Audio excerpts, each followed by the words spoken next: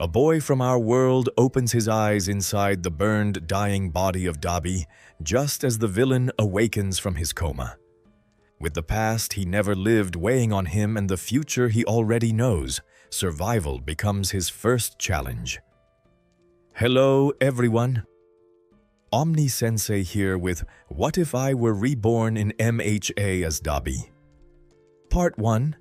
If you enjoy this content, smash the like button. If you haven't already, subscribe to the channel. Don't forget to check out the original story linked in the description.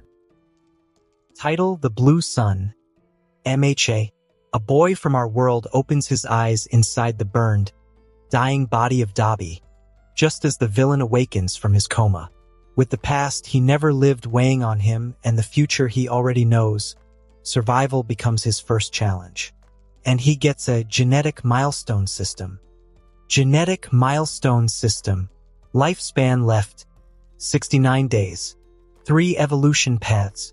Breath of the Sun, 0/100%. Super Soldier. Locked. Requires Breath of the Sun 100%. Arachnid Genome. Locked. Requires Super Soldier 100%. From there, he begins to rebuild what was once a self-destructive quirk, turning pain, training, and evolution into power. Each milestone pushes his blue flames closer to perfection, his fate further away from the tragedy tied to Endeavor and the Todoroki name. No longer the Dabi the world remembers, he must choose. Follow the path of vengeance, abandon it, or rise as something entirely new. A new sun is about to burn, and it burns blue. Note: obviously the manga or the anime series MHA doesn't belong to me. This is purely fanfiction of those amazing works. The boy woke to white ceiling tiles and the sharp, sterile smell of antiseptic. For a few seconds, he lay still, staring upward, trying to piece together where he was and how he had ended up there. The answer didn't come, but the pain did.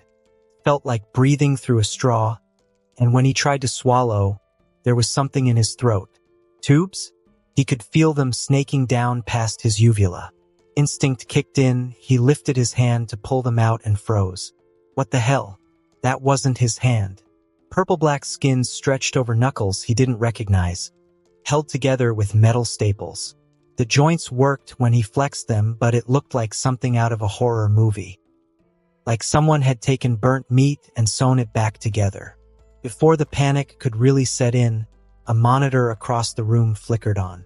The man on screen wore a ventilator mask. Half his face was in shadow, but his eyes were visible. He recognized him instantly. All for One. The name sat in his head like a rock, but he didn't say it out loud. He couldn't. Not with the tubes running down his throat, the presence of which steals even the smallest attempt at speech. Ah, you're awake. 3 years is a long time to sleep. The voice came through tinny speakers, too smooth. Welcome back, Toya Todoroki. Or perhaps, welcome to your second chance. Toya Todoroki? 3 years. The name echoed in his head, unfamiliar and yet unavoidably his. Then the memories rushed in all at once, sharp and disorienting, snapping the pieces into place. Being called Toya Todoroki suddenly made sense. Don't stress yourself. Your body was extensively damaged. Dr. Garaki performed miracles keeping you alive. Without our intervention, you would have died on that mountain. You should be grateful. Grateful? You weren't preserved out of charity. You were chosen. There is power in you, power wasted on a society that measured your worth and found it inconvenient. I can refine it. Strip away the weakness that held you back. The heroes who failed you will watch everything they built collapse. And your father, he will be forced to confront the masterpiece he tried to discard. The words kept coming, but Toya had stopped listening. Something was crystallizing in his head, cutting through the fog. One thought, simple and bright. He didn't want to die. That was the only thing that mattered. Revenge didn't, nor did the recognition of this so-called father. Heroes, villains, or whatever this man was offering. None of it did. Just that he wanted to live. His fingers gripped the bedsheets, and maybe due to the movement, the staples pulled at his skin. Alas, he barely cared to notice as he was scanning the room now. There was a door on the left, and sounds of guards outside were visible through the window shadows. 2 cameras in the corners and some medical equipment everywhere. Of course, this doesn't mean you're entirely out of danger. All for One continued. Once you agree to cooperate, Dr. Garaki will need to perform a few more operations to ensure your body can withstand what comes next. Training will begin immediately. With my guidance, your life can be extended, and your true potency. Without even basic acknowledgement of All for One's words, Toya ripped the breathing tube out of his throat while the blood drops spilled. Alarms went off immediately. His lungs spasmed, trying to remember how to work on their own, and he rolled off the bed as the door burst open. The guard took 1 step inside. Toya lifted his hand and blue flames sparked to life in his palm. They flickered unevenly, small and unstable. Nothing like the inferno they were meant to be. Under different circumstances, that weakness would have infuriated him. Now, it worked in his favor. The flames were too frail to consume him. The guard reacted, but Toya moved first. He twisted his wrist and sent the flames snapping toward the doorframe. Dry wood caught instantly, blue fire racing upward in a violent bloom. The guard recoiled on instinct, shielding his face as heat and smoke swallowed the entrance. Toya didn't wait to see more. He ran. His legs nearly buckled on the first step. The floor felt unstable beneath him, his balance distorted, muscles weak from disuse. Even his breath burned. Every movement pulled at stitches and grafted skin that hadn't finished knitting together. Even with the flames reduced to a weak, unstable output, the heat still bit into him.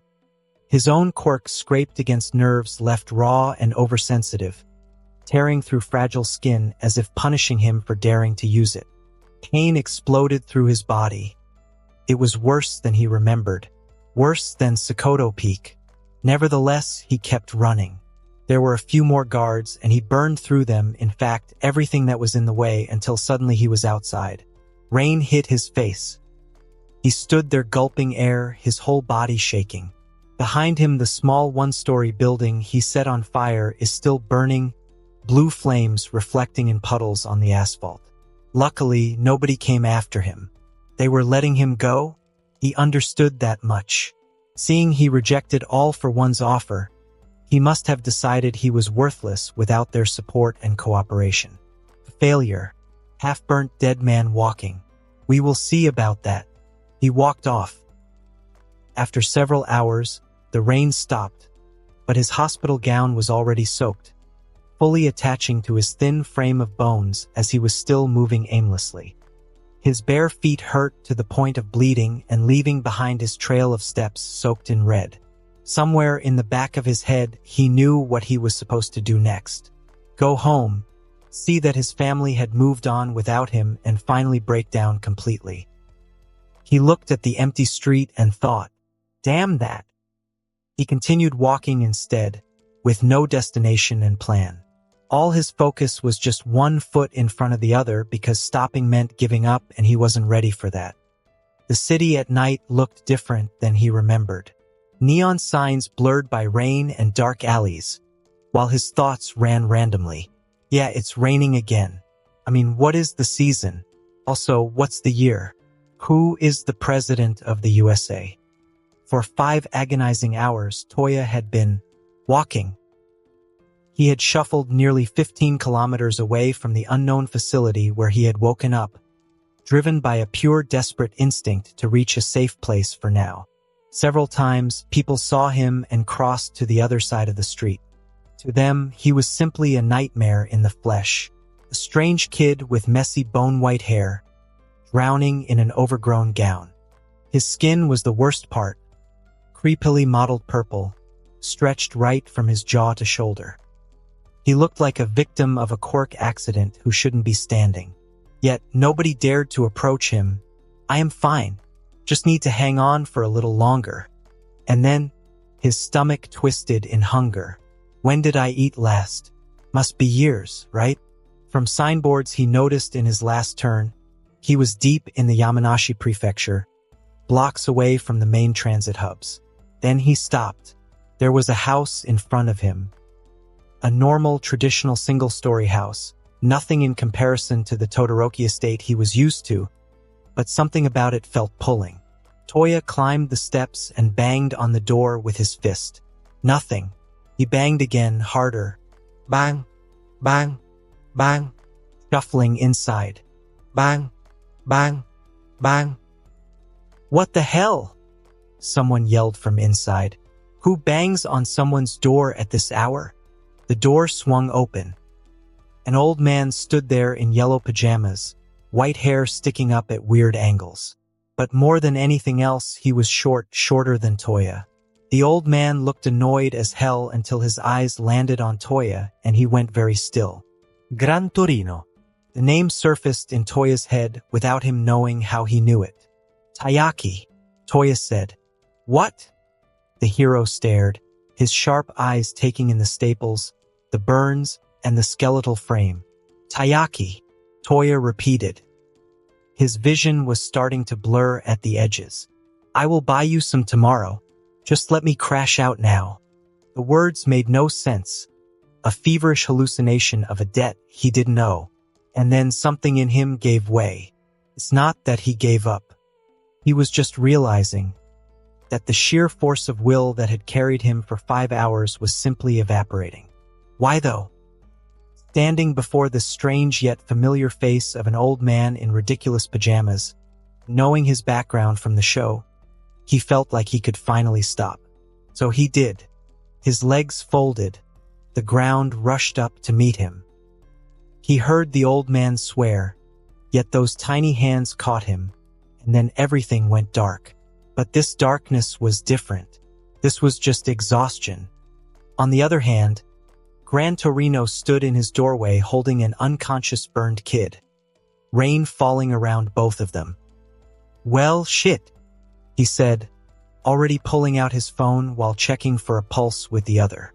And once he was sure the kid was alive, he dragged him inside. To him, the boy was barely bones, and despite being taller, he doubted he weighed more than him. Nevertheless, for him the kid was practically a homeless nobody, so he dumped him on the couch. Ugh, I just bought that. Water dripped everywhere. Gran Torino stood there for half a minute, hands on his hips, staring down at what he had just brought into his house. Burns covered most of the visible skin, while the purple grafts held together with surgical staples. He should call an ambulance. No, he should be calling someone from the Hero Association even prior to that. That was the smart play. Hand him over to the system so that they can check his background and decide whether he was worth saving. Instead, he pulled out his phone and scrolled through his contacts until he found the right number. Chio? Yeah, I know what time it is. Listen, I need you to come over. What? No, not me. I'm fine. I've got some kid here who looks like he crawled out of an incinerator. Can you? Yes, now. I wouldn't be calling at this hour if it could wait. Thanks. He hung up and went to find his first aid kit. By the time Recovery Girl arrived 20 minutes later, Gran Torino had the kid stripped out of the wet clothes and wrapped in blankets. The burns were worse than he had thought. Almost his entire lower body was damaged. Chio walked in with her medical bag, took one look at the kid on the couch, and her lips pressed into a thin line. Sorihiko, where on earth did you find this child? On my doorstep. Your doorstep. She set her bag down with more force than necessary. And you didn't think to call an ambulance? A hospital? I called you, didn't I? Oh, wonderful. Because I'm so much better equipped than an entire emergency room. She was already pulling out her equipment, her movements brisk and efficient despite the scolding tone. Honestly, you heroes and your tendency to handle everything yourselves. Gran Torino scratched the back of his head. Just take a look at him, will you? And that's what Chio did. checked his vitals and examined the scars to their full nakedness, with focus. However, her expression grew grimmer with each passing minute. In the meantime, Gran Torino made tea which neither of them drank. Finally, she straightened up, pulling off her gloves with sharp snaps. "Well?" Gran Torino asked.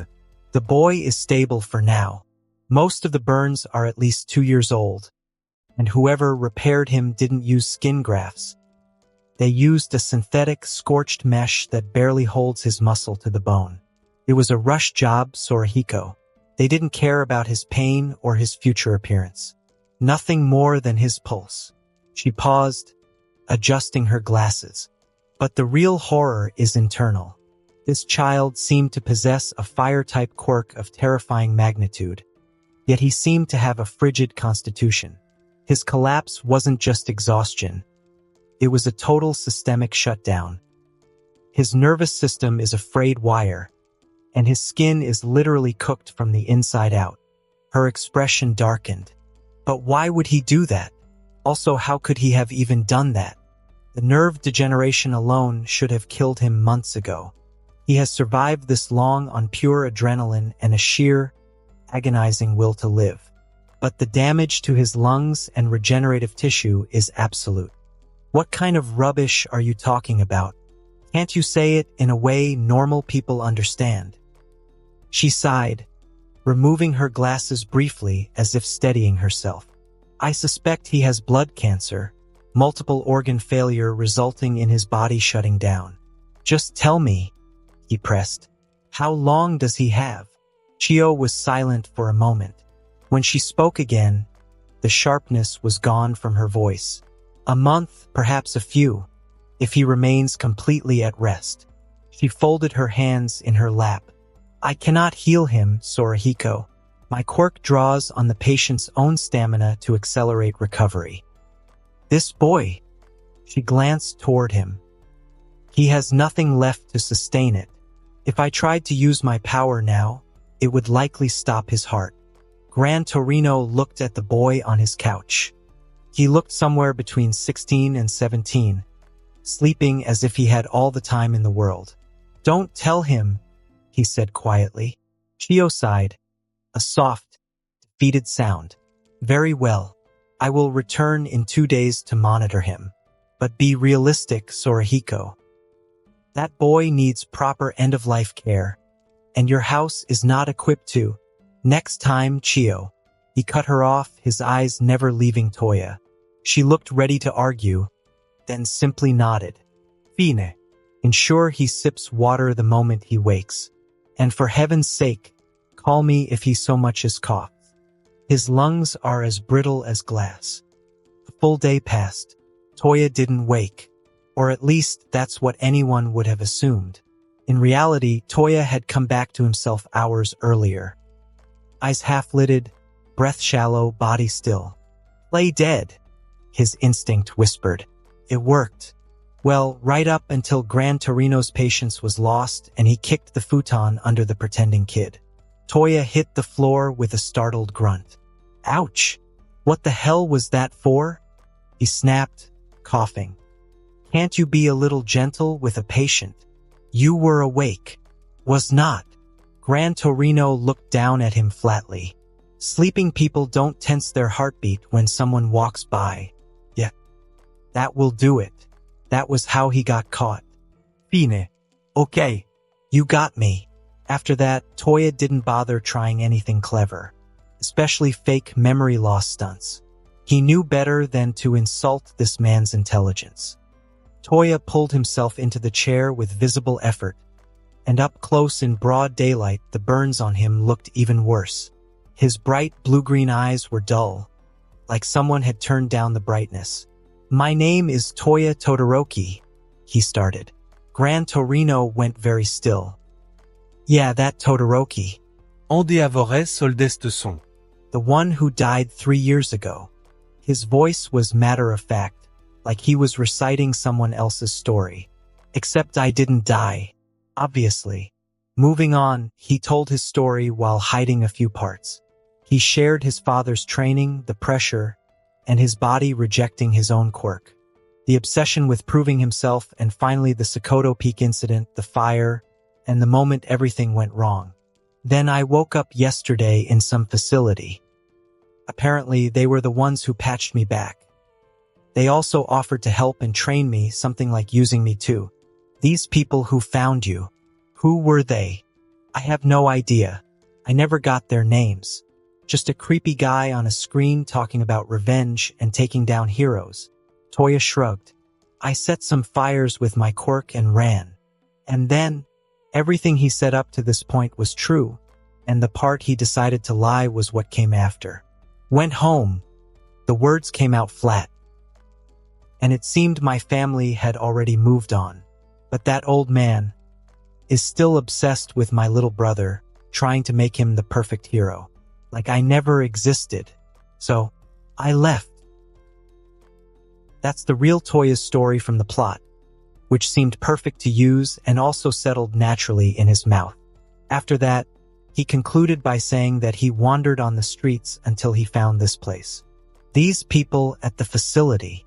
Until now, Gran Torino, who listened without interrupting, asked a single question. What did they look like? What exactly did they say? Don't know. Don't care. Toya's expression didn't change. Obviously, he knew much more than that, and the name All for One stayed locked behind his teeth.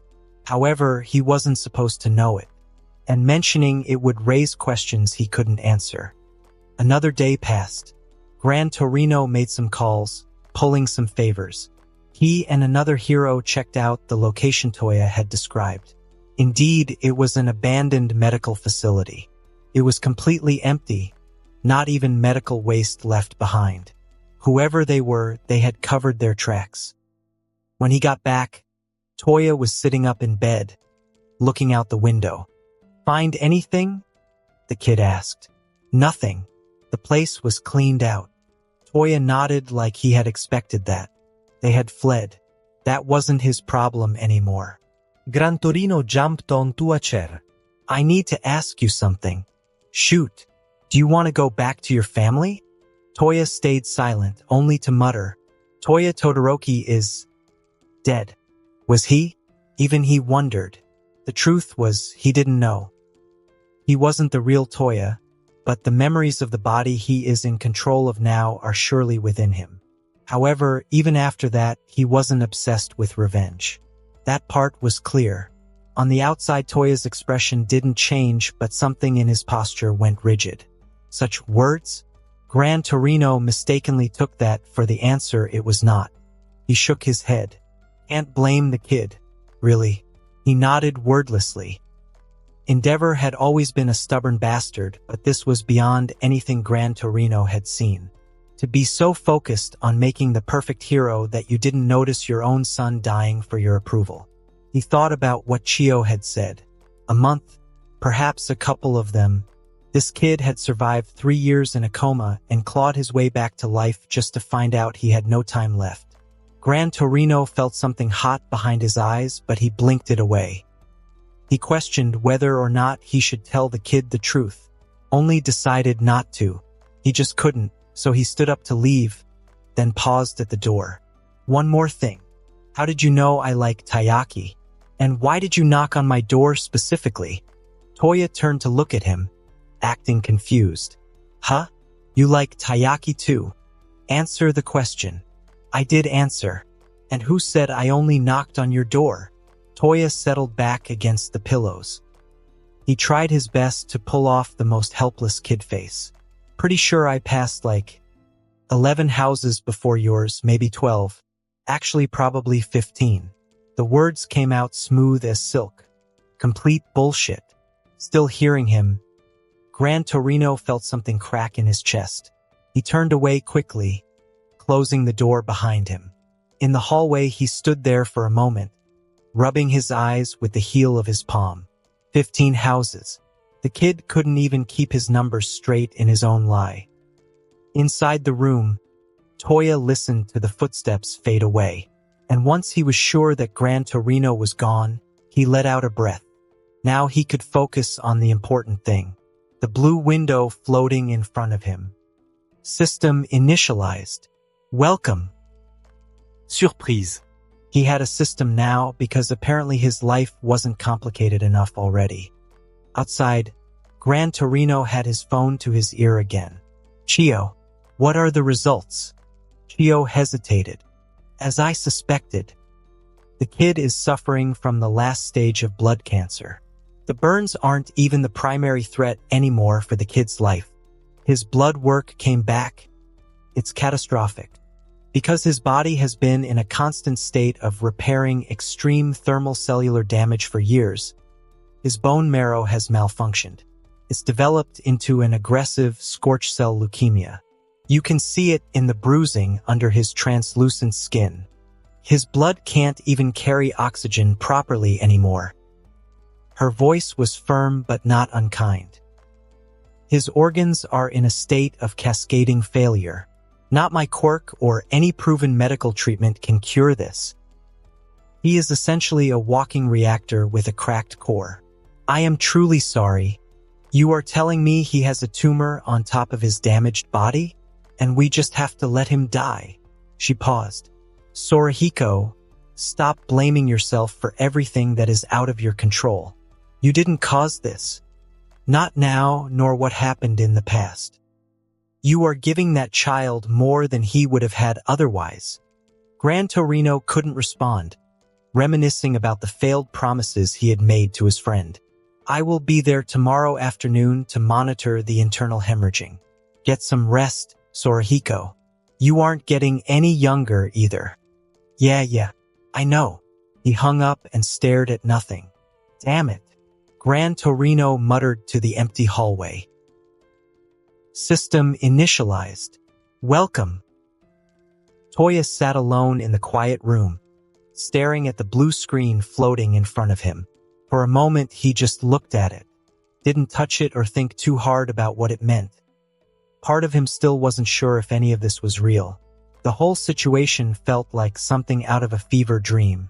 Wake up in a burned body that isn't yours, escape from some villain's lab, and collapse on a random doorstep only for it to be the best person he could have hoped for.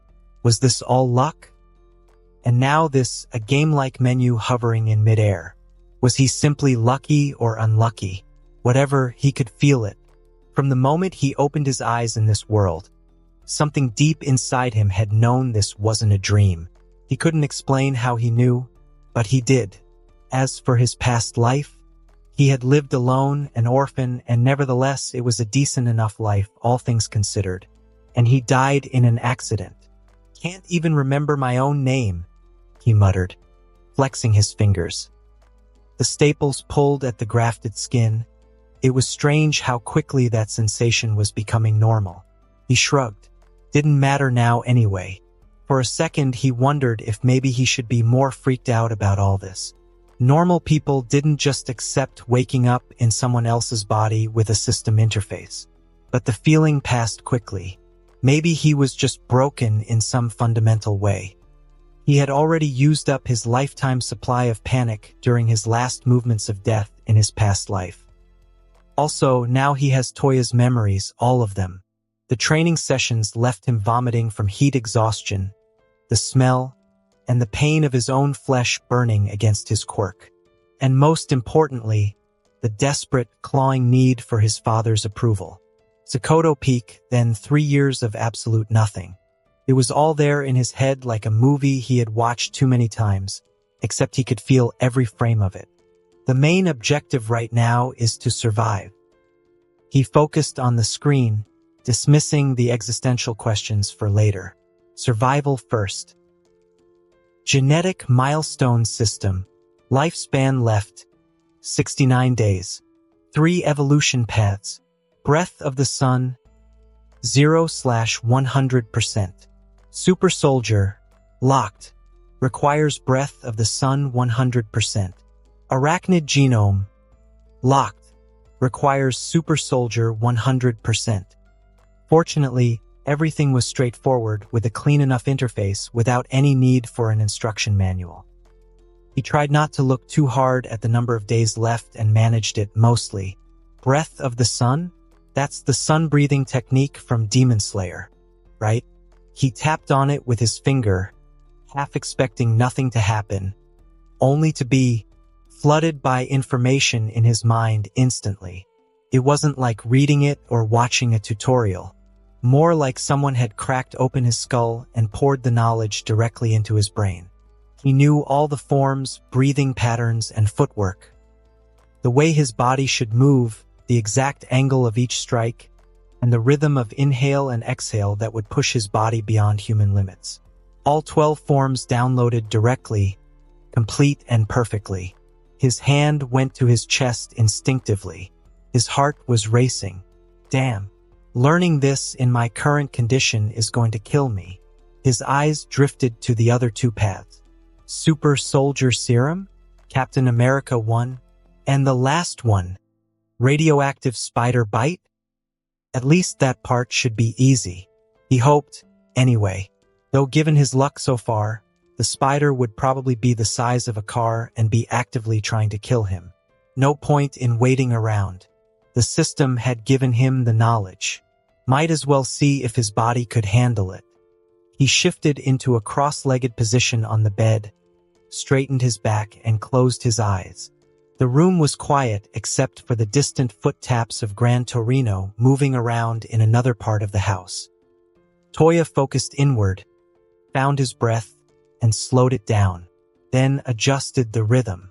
In through the nose, hold, and out through the mouth, following the pattern that now felt as natural as his own heartbeat.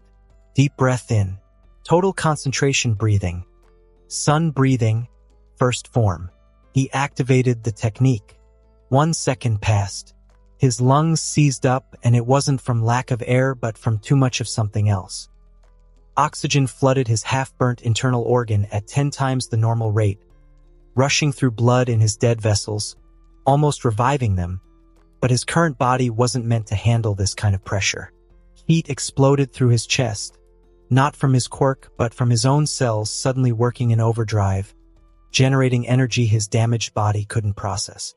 Within 2 seconds, his circulatory system felt like it was being scoured with sandpaper from the inside. The regenerative tissue Dr. Garaki had grafted into him rejected the technique violently. His eyes burned, blood tears rolling down and instantly evaporating before they could fall. His entire skin felt like it was being peeled off layer by layer. 3 seco. Ugh. Blood filled his mouth and nose with a copper smell, while his beat almost reached 200. The world tilted sideways and he was falling, hitting the floor hard enough to knock what little air he had left out of his lungs. The impact sent staples digging into grafted skin. Somewhere in the distance he could hear footsteps running. The last thing he managed before everything went black was a single thought. Breath of the sun, 0.01/100%. To hell with this. Gran Torino was in the kitchen making tea when he heard the crash. It wasn't a loud crash, just the dull thump of a body hitting the floor. But after decades as a hero, he knew that sound. Even with his tiny figure, he crossed the house in seconds, his quirk activating from pure instinct. He kicked the door open hard enough that it bounced off the wall. The kid was on the floor, with blood coming from his nose, his mouth, and even the corners of his eyes. Shit! Gran Torino dropped to his knees beside him, fingers going to his neck. Pulse was there, thready but present. What the hell did you do, kid? He pulled out his phone. The recovery girl showed up again. She had arrived within 20 minutes of Gran Torino's call, taken one look at Toya, and gotten to work without a word. Her quirk had its limits, but she pushed it as far as she could, healing internal bleeding and stabilizing his vital signs. The whole time she kept muttering about not understanding what had happened. No external injuries aside from the ones he already had or signs of quirk use, unlike before. Just his body tearing itself apart from the inside like he had been poisoned with excessive oxygen out of nowhere. She had done what she could. The day passed. Toya woke up and his eyes landed on the old lady and he recognized her immediately. This was the first time Toya had actually met her while conscious. Last time she left before he woke up. This time she stayed, settling into the chair beside his bed with the air of someone preparing for a long conversation. Her medical bag sat at her feet, and she had brought what looked like charts, probably Toya's vitals from last night. "How long was I out?" Toya asked. His throat felt raw. When he swallowed, it tasted like old blood. "Half a day, give or take," the recovery girl said, studying him over her glasses. "I am recovery girl, Chio Shizenji, a doctor and an old friend of that stubborn fool. Gran Torino." "Yes, Sorahiko and I go back many years." She pulled out a small penlight. "Now then, young man, I need you to follow this light with your eyes. Don't move your head." Toya did as instructed. The light was annoying, but he managed. "Good. Pupils are responsive." She clicked the light off. "Now, I want you to listen carefully. Your body has been through significant trauma, but you're stable for now. The internal bleeding has stopped and there's no sign of organ failure. Whatever happened last night, it seems to have passed, so I don't want you worrying about." Toya stopped listening. He pulled up his system interface while she was talking, the blue screen materializing silently in front of him. Recovery girl kept going, something about rest and recovery and not overexerting himself. Lifespan left, 64 days. His stomach dropped. "What the? I have only got 64 days left now." The words came out before he could stop them. Recovery girl froze mid-sentence. Her eyes went wide behind her glasses, her mouth still open on whatever she was about to say. The door burst open hard enough to rattle the frame. Gran Torino stood there holding a glass of water, his face twisted in anger and something that looked like betrayal. "Chio," his voice came out as a yell. "I thought we agreed we wouldn't tell the boy." "I didn't tell him anything." Recovery girl shot to her feet, her own voice rising to match his. "I was in the middle of explaining his condition." "Then how the hell does he know?" "How should I know? Maybe you said something in your sleep. Heaven knows you talk enough when you're awake. This isn't the time for your sarcasm. A kid is dying and you're making jokes." "I'm not making jokes. I'm being completely serious. I haven't said one word about his condition." They went back and forth, voices getting louder with each exchange. Gran Torino's face was turning red. Recovery girl had her hands on her hips, chin up in that way that meant she wasn't backing down from anything. Toya watched them for a moment, then let out a tired sigh. "I didn't know you had a girlfriend. Must be nice. Though she's a bit loud, just like you." Both of them stopped mid-argument and turned to stare at him. For a second, they looked offended. Gran Torino's mouth opened, probably to snap back. Recovery girl's eyes narrowed. Then they just stopped. The anger drained out of both their faces. "Ha!" Toya let his head fall back against the pillow, managing a small smile. "You two are made for each other." To him, it was just a joke that was meant to break the tension. In actuality, they indeed had been arguing like an old married couple. But Recovery Girl's expression crumbled. Her hand went to her mouth, and she turned away quickly. Gran Torino's jaw tightened, a muscle jumping in his cheek. He set the water glass down with deliberate care and looked at the wall. They both saw the same thing. A dying kid trying to make them laugh. Obviously, they don't feel a single thing for his statement. All they could see is Toya, a kid who is aware that he doesn't have much time yet trying to lighten the mood. "Anyway, I don't know what you guys are talking about," Toya said, letting the smile fade. His voice was quieter now. "But I am not dying anytime soon. I want to get married someday and have kids. Get old like you. Sit beside my wife one day and make sure I go before she does." He meant it. With the system, there was no way he was dying in 64 days. The counter was probably just measuring something else. Time until the next evolution phase, maybe. He just couldn't explain that part to them. But for the two old fellas, His statement only made it worse. Recovery girl was out of her words. What kind of doctor gives up on a patient before the patient gives up on themselves? She had been in this profession for 50 years and the guilt still hit the same. Gran Torino's expression darkened. Not at Toya, at something bigger. At a hero society that pushed children to burn themselves alive for approval, and on Endeavor for being too blind to see what he was doing to his own son. And lastly on himself for not being able to fix this, for being too old, slow, and useless when it always mattered. Toya noticed the shift in mood but didn't understand it.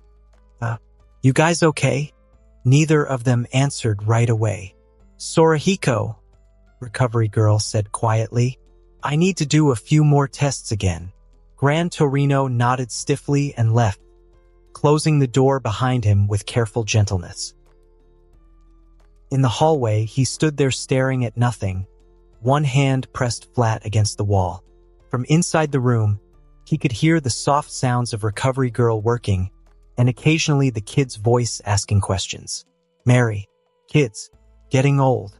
The kid wanted a future he wasn't going to have. I am too old for all this, Gran Torino whispered to the empty hallway. His fist hit the wall once. More than a week passed, and during that time, Toya stopped using his quirk entirely. Was it out of fear? Well, maybe, but it was also just the most practical and sane choice. The math was simple. Using his quirk meant incinerating the few healthy blood cells he had left. With leukemia ravaging his marrow, his body couldn't replace what the fire destroyed, right? Since Toya already seemed to be aware of his condition, the older hero came clean about his situation, even the blood cancer arising in the bone marrow. Anyway, from that he understood the seriousness of the situation and couldn't help but wonder, did the Toya in the show have the same problem? So, how did he survive that? He was sure Toya only joined the League of Villains only when the plot began and survived on his own until then. So how? Well, he couldn't be known? Or this might be something that hadn't happened in the show at all.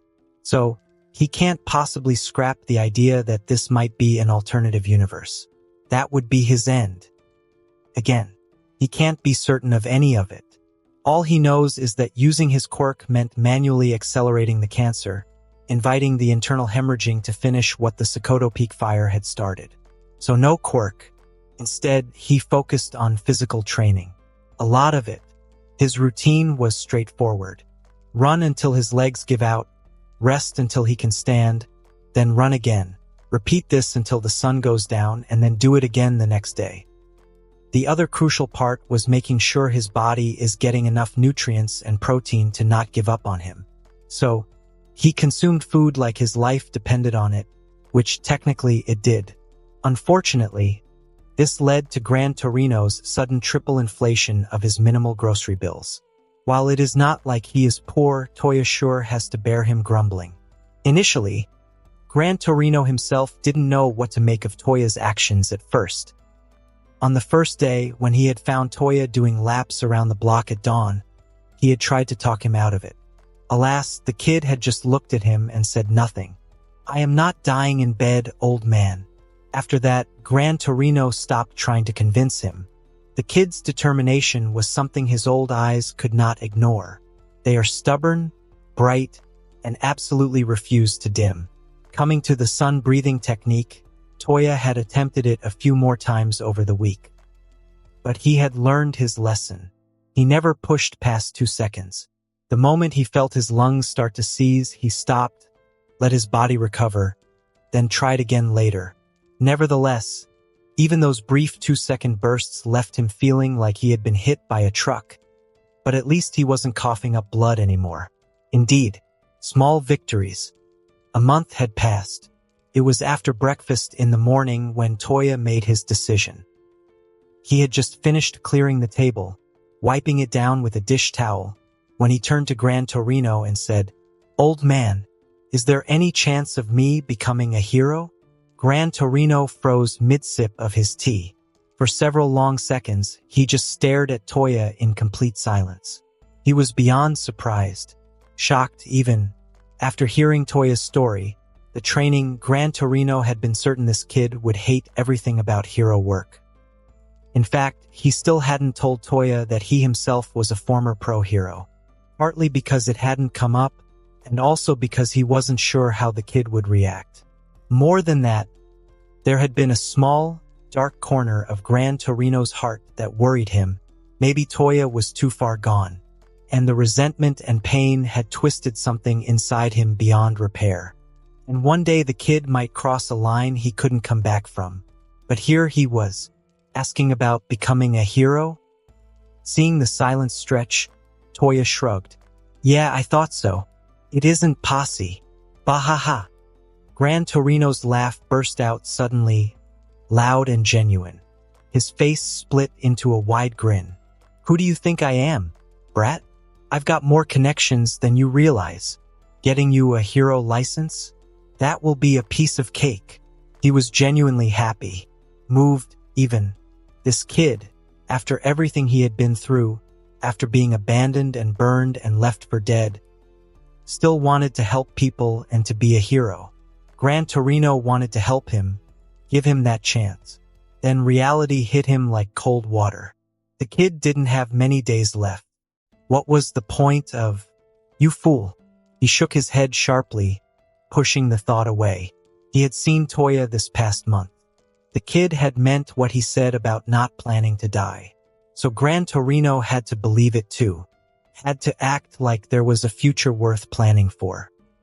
What Gran Torino didn't know was that Toya's reasons for wanting to become a hero had nothing to do with heroism. The process turned out to be both simple and complicated. The main issue was Toya's age.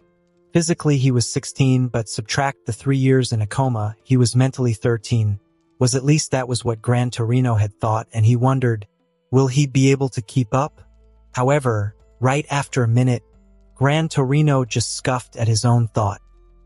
The kid was mature beyond his years, maybe even genius level when it came to practical problem solving and situational awareness.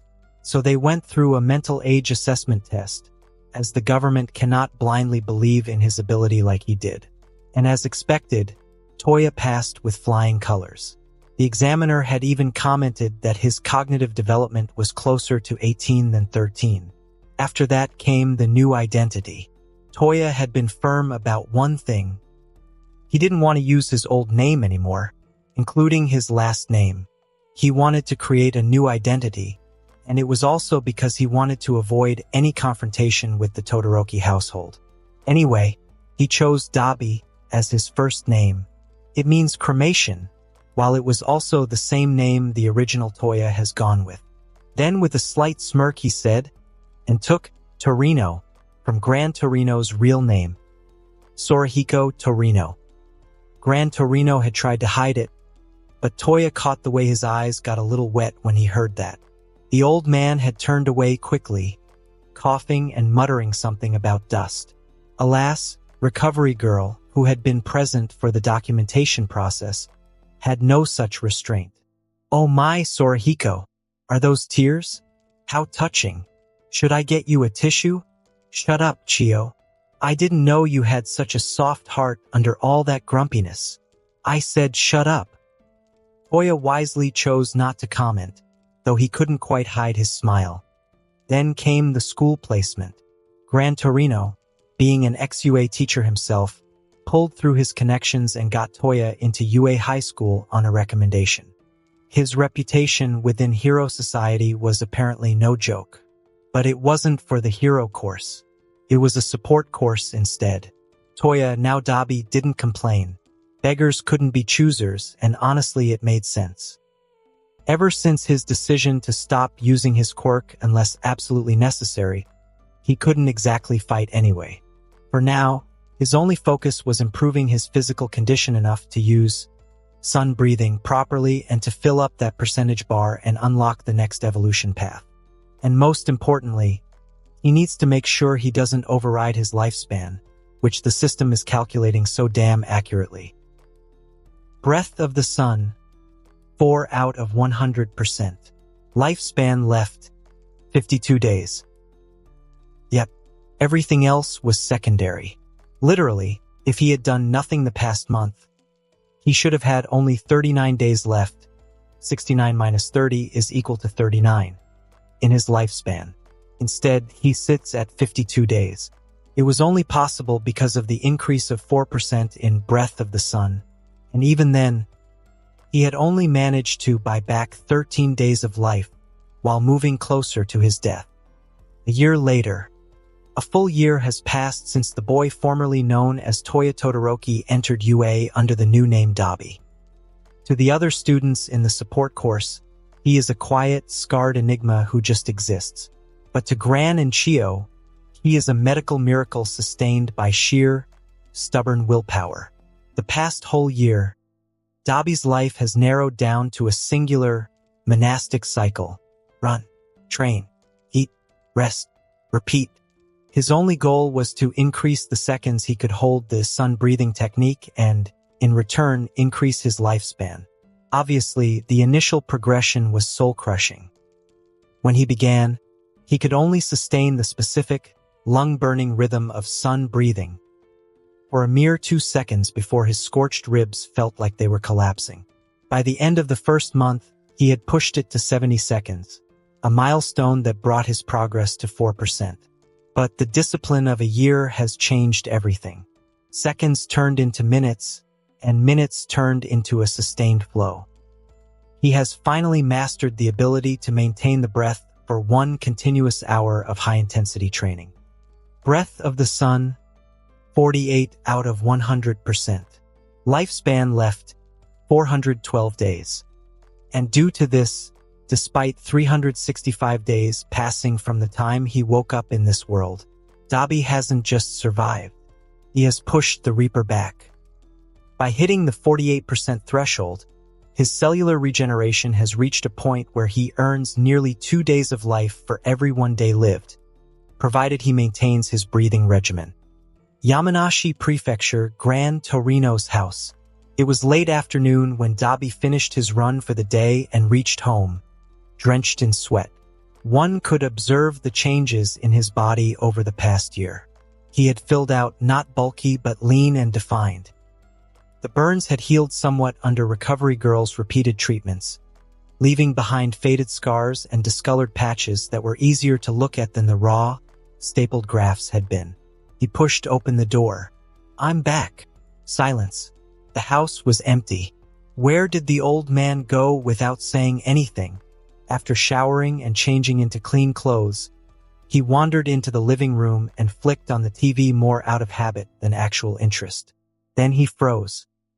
A news channel was showing aerial footage of what looked like a war zone, buildings reduced to rubble, smoke rising from multiple locations. The reporter's voice was shrill with barely controlled panic. Unprecedented villain attack in Kamino Ward. The villain known as Toxic Chainsaw has. Toya listened to the reporter's words.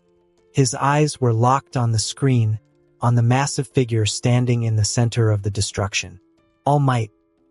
And fighting him, barely visible through the smoke and debris, another figure.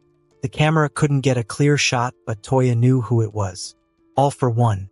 Does that mean the old man is there too? The words had barely left his mouth before his legs were already moving. He was out the door before the reporter could finish her sentence. If he is right, then there is a 90-kilometer stretch between Yamanashi and Yokohama. And since the accident happened, the public transport will be cut off for a while, meaning his only choice would be to run. And that's what he did. He ran. He channeled. He locked his lungs into the sun-breathing rhythm. Breath of the sun, 48 out of 100%. Usually, a run of this distance would trigger his leukemia, causing his nose to bleed and his lungs to seize. But the oxygen saturation was so high it felt like his blood was gold, keeping the cancer at bay by sheer pressure. Lifespan left, 412 days. Also, he might have to actually sacrifice a good bunch of his lifespan. In fact, he wouldn't be surprised if it had fallen to half by the time he reached the battlefield. His choice didn't make sense. The battle would probably already be over by the time he would get there, And even if he made it in time, what could he do? He would be useless. Or even less than useless, a liability. But his legs kept pumping. His breath came in steady, controlled bursts, the rhythm of sun breathing helping him maintain speed without burning out. He didn't know why he was running, only that he had to. Kamino Ward, Yokohama, Kanagawa Prefecture. 2 hours later, by the time Dabi reached Kamino Ward, everything was over. The streets were cordoned off with police tape and barricades, while smoke still rose from collapsed buildings. Dabi skidded to a halt, his chest heaving in deep, rhythmic gulps. His vision was swimming in red, but he forced the sun breathing to stabilize. He had covered the distance in record time, but the cost was visible. A thin trickle of dark blood leaked from his nose, and the purple scars on his arms were glowing with a faint, angry heat from the friction of his muscles. Still, he kept his eyes roaming through the crowd, looking for a short old man in a yellow cape and white costume. However, all he could spot were ambulances everywhere, while paramedics rushed between them with gurneys and injured people on beds receiving treatment right there on the street. The scale of destruction was massive, and one could guess that this hadn't been just a fight but something close to a natural disaster. Just as Dabi felt like he was losing it, there, he spotted a familiar figure carrying another man, someone seriously injured, clutching his stomach and rushing toward a separate ambulance. "Hey, old man." Dabi's voice came out hoarse, nearly lost in the general chaos. "You are alive." Gran Torino's head snapped around at the sound, only to see Dabi. What the hell was the kid doing here? Was clearly written all over his face, but there was no time to process it. Gran Torino quickly passed the injured man, whose stomach wound looked bad, to a tall person beside him wearing glasses. Then he launched himself back toward Dabi, using his quirk to clear the barricades and crowd in a single leap. He landed in front of him, gripping his shoulders. "What are you doing here? Why do you look like you ran all the—" "Because I did, old man." And with that, Dabi's legs gave out. "Sigh." Gran Torino caught him before he hit the ground. "Why is it always like this with you? Passing out on me every time." He was already moving again, lifting Dabi over his shoulder and carrying him toward the same ambulance where he had just delivered the other injured person. The man in glasses, tall, sharp-featured, with an intense stare, looked up as Gran Torino approached. "Who's this?" "Someone I know," Gran Torino said shortly, laying Dabi on an available gurney. "He needs attention." The man studied Dabi for a moment, then nodded. Somehow, through a series of events Dabi would piece together later, he ended up in the same hospital where All Might had been admitted. Dabi regained consciousness within a few hours.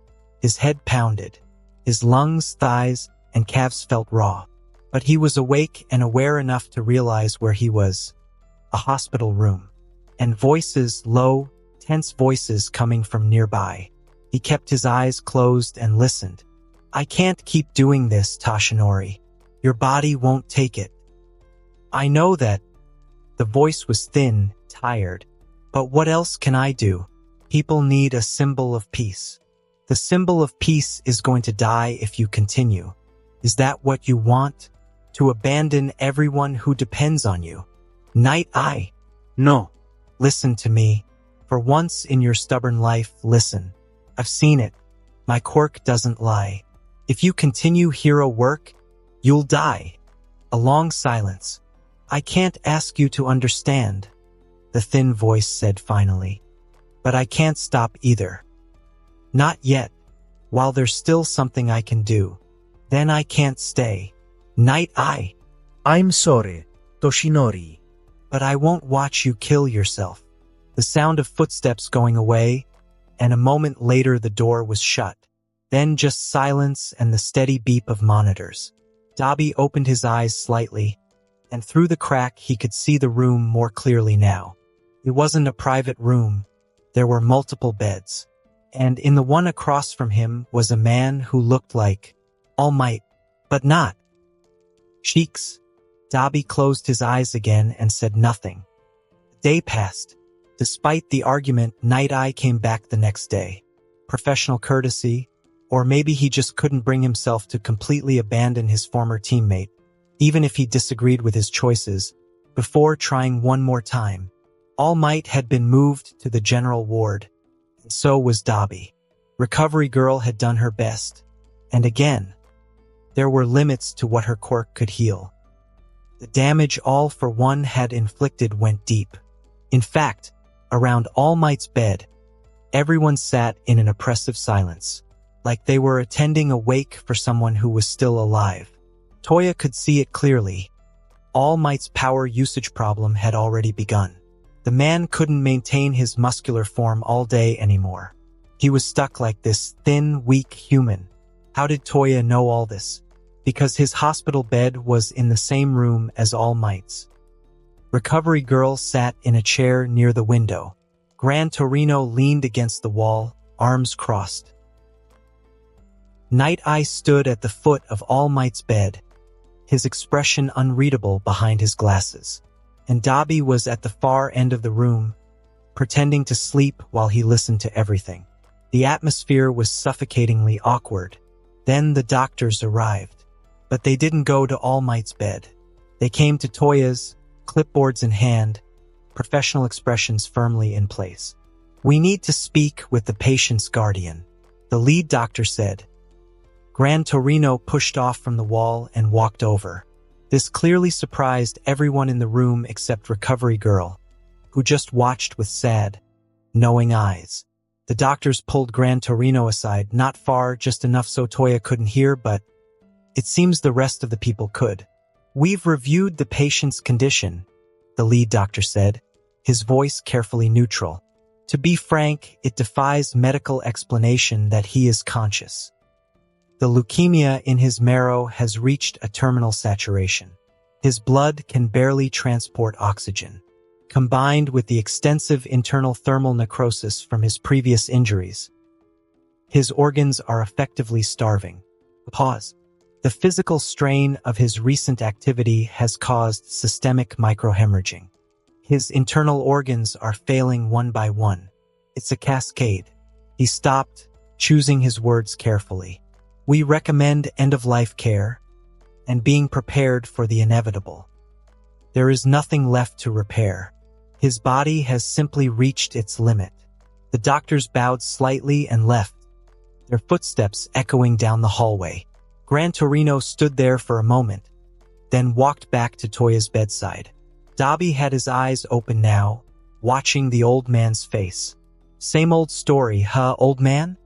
Gran Torino just nodded. On the other side of the room, All Might, still in his skeletal form, spoke up quietly. "Master Gran Torino. I didn't know he had taken in such a fine young man. He just showed up on my doorstep one night." Gran Torino replied quietly. "Been a pain in my neck ever since." "Is it true?" Night Eye asked, his eyes narrowing behind his glasses. "What did the doctors say?" Recovery Girl was the one who answered, her voice trembling slightly. "Yes, his marrow is spent.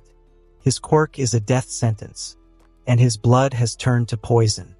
He has survived this long on pure, stubborn spite. He is so young," All Might whispered, his sunken eyes filling with a profound, weary sorrow, "and so full of life.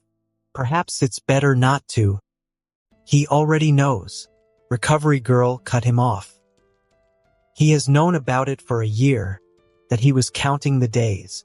Night Eye looked at Dabi, his professional detachedness finally cracking. "What school does he attend?" Recovery Girl replied. "Support course. He wants to become a hero." "A hero?" All Might echoed. He looked at Dabi, a boy with mottled, dying skin and blood that was failing him, who had run 90 kilometers just to see if his teacher was okay.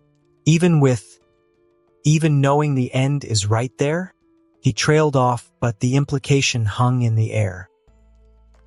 Dabi ended up staying in the hospital for a week. Gran Torino just wouldn't let him discharge earlier, no matter how much he argued that he was fine. The old man had that stubborn look in his eyes, the one that said arguing was pointless, so Dabi gave up and stayed put. In the meantime, he remained in the same room as All Might. Gran Torino had introduced him properly on the second day. Not as All Might, the symbol of peace, but as Toshinori Yagi. Just a man, someone Gran Torino knew from his hero days. Dabi played along. He introduced himself as Dabi Torino, though he didn't offer his history, and Toshinori didn't pry, at least not out loud. But Dabi wasn't blind. He saw the way the symbol of peace looked at him when he thought Dabi was sleeping. There was a weight in Toshinori's gaze, a mixture of horror and profound guilt. Gran Torino had clearly filled in the blanks regarding the Sokoto Peak accident. And to Toshinori, Dabi wasn't just a dying boy. He was the living evidence of a fellow hero's catastrophic failure. Anyway, after that second day when Night Eye had walked out, he never came back. The absence was noticeable. All Might would glance at the door sometimes, like he was expecting someone who wouldn't arrive. The week passed slowly. Finally, discharge day came. Coincidentally, it was also the same day All Might was getting released. The symbol of peace looked okay, mostly. Still thin as a rail in his true form, but stable. The occasional coughing fit was the only real sign something was wrong, which, ironically, was similar to Dabi's own situation. During that week in the hospital, Dabi hadn't stopped training. He couldn't do much physical work, the nurses would have his head, but he practiced his breathing technique constantly. In bed, while walking the halls, during meals. Every spare moment was spent refining the rhythm, pushing the limits of how long he could maintain it. The results showed. Breath of the Sun, 53 out of 100%. He had noticed something interesting. The percentage had jumped significantly in the past few days. More than it had in months of regular training. Was it because he had pushed himself to the absolute limit running to Kamino? Using the breathing technique for that prolonged period while his body was already damaged? Whatever the reason, it had been effective. And if it wasn't for this, lifespan left 197 days. He lost a total of 215 days. He shook his head, clearing the thoughts. After getting discharged and parting ways in the hospital lobby, All Might Toshinori caught up to him at the exit. "Young Dabi," he said, his voice gentle. "May I ask, why is it you want to become a hero?" Dabi stopped walking. The question hung in the air between them. Why did he want to become a hero? The practical answer was on the tip of his tongue. Because a license means the police stop chasing me when I use my quirk. But looking at Toshinori, that answer felt like a lie. He thought about the 204 days left in his life. He thought about the fact that he had run until his blood turned to vinegar just to make sure a retired old man was okay. Dabi is aware that he didn't have a grand dream of saving everyone with a smile. He was a boy who had been discarded, trying to build a masterpiece out of the scrap metal that was left of his life. His face must have shown indecision because Toshinori's expression shifted to something sad. Understanding, maybe, Toshinori thought, but still looking at the young man in front of him with no clear goal except to survive one more day, it made everything harder. It wasn't that Toshinori didn't believe Dabi could become a hero. He could see the potential there, the determination, discipline, and strength of character. With time and proper guidance, Dabi could become a great hero. But he needed more than potential. He needed a stronger reason, a spark. Something beyond just wanting a license or having a vague goal to fill the emptiness. Toshinori was positive that one day, Dabi would find that spark. He just didn't know how far away it was, or if the kid had enough time to reach it. Dabi didn't answer the question. He just nodded politely and walked away with Gran Torino, leaving Toshinori standing at the hospital entrance. As they headed toward the parking lot, Dabi glanced back. Not because of the question, he had already brushed that off, filing it away as something to think about never. No, he looked back because All Might's retreating figure looked incredibly lonely. It wasn't the skeletal form or the weakened state. It was something deeper than that. The man just looked alone, like he was carrying a weight no one else could see. Dabi turned away and kept walking. 2 more years passed. Dabi, he had fully embraced the name by now, trained like hell. And he meant that literally. After getting discharged from the hospital, he had stopped holding back entirely. Before, he had been careful, measured in his training. Now, he pushed past every limit, broke through every wall, and didn't stop even when his body screamed at him to quit. Currently, he is training in a forest area outside the city. Perfect for the kind of intense training that would get him arrested if he did it in public. He stood in front of a massive gourd, the biggest one he had been able to find. As he was about to take a deep breath, "Are you certain about this?" someone behind him asked. "I still don't see how a person could break something like that just by blowing air into it." Dabi turned slightly. It was a woman he knew all too well, Rumi Usajiyama, Rabbit Hero. Close, she didn't look like the Mirko he remembered. Younger, noticeably so. For years younger, at least. The hard edges time would eventually carve into her face weren't there yet. Her features were sharper, cleaner, the scars were fewer. The exhaustion had not quite settled into her eyes. White hair tied back, long ears twitching slightly with impatience. Muscles defined but not overworked, the hero costume hugging every line without apology. Yeah, he had to admit it. She was smoking hot. Between them, she was the one who helped him transport this final gourd here in one piece. "Nothing is impossible," he replied flatly. "You said the same thing about the first 2 gourds." It was difficult to counter that absurd logic, so she let it go and stepped aside, deciding to watch him instead. For a brief moment, her thoughts drifted to the strange way their lives had first intersected. In his first year at UA, Dabi had been forgettable. A support course student, practically invisible beside the hero course prodigies who drew all the attention. He kept his head down, absorbed what he needed, and trained relentlessly in private, pushing himself far beyond what anyone saw. And yet, somehow their paths had crossed. She had been a 3rd year in the hero course when he had only just enrolled. By all logic, they existed in separate spheres, different courses, priorities, and worlds. But UA ran a cross-mentorship program, pairing upperclassmen with underclassmen for joint training sessions. Learning from seniors, they called it. Rumi hadn't even known someone like Dabi existed until that day. The structure was simple. Upperclassmen would spar with juniors to demonstrate proper technique and controlled application of their quirks. It was less about winning and more about instruction. She rotated through students quickly. Most lasted no more than 30 seconds before she put them down. Not out of cruelty, but efficiency. Her rabbit quirk granted explosive leg strength and speed. Overwhelming pressure was the lesson. Then it was Dabi's turn.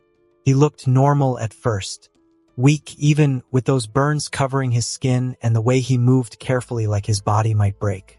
She had almost felt a flicker of guilt preparing to engage. Then, in a heartbeat, something shifted. His speed increased and so did his reflexes and strength. He evaded her opening kick, the first underclassman that day to do so, and pivoted into a counterstrike that would have landed cleanly had she not blocked on instinct. And just as suddenly, it ended. He collapsed, coughing up blood, the surge gone as quickly as it had come. Rumi remained where she stood, unsettled, and faintly disappointed. What was that? A burst-type enhancement quirk? If so, it had burned through him in seconds, leaving his body to pay the price. The instructors stepped in and the rotation resumed. She moved on to the next student, and she forgot about the burn support course kid. Until his 2nd year, the UA Sports Festival is a national spectacle for first years, cameras, sponsorships, and live broadcasts. The same cannot be said for the upper grades. 2nd and 3rd year events are conducted privately, with no public stream or circulating footage.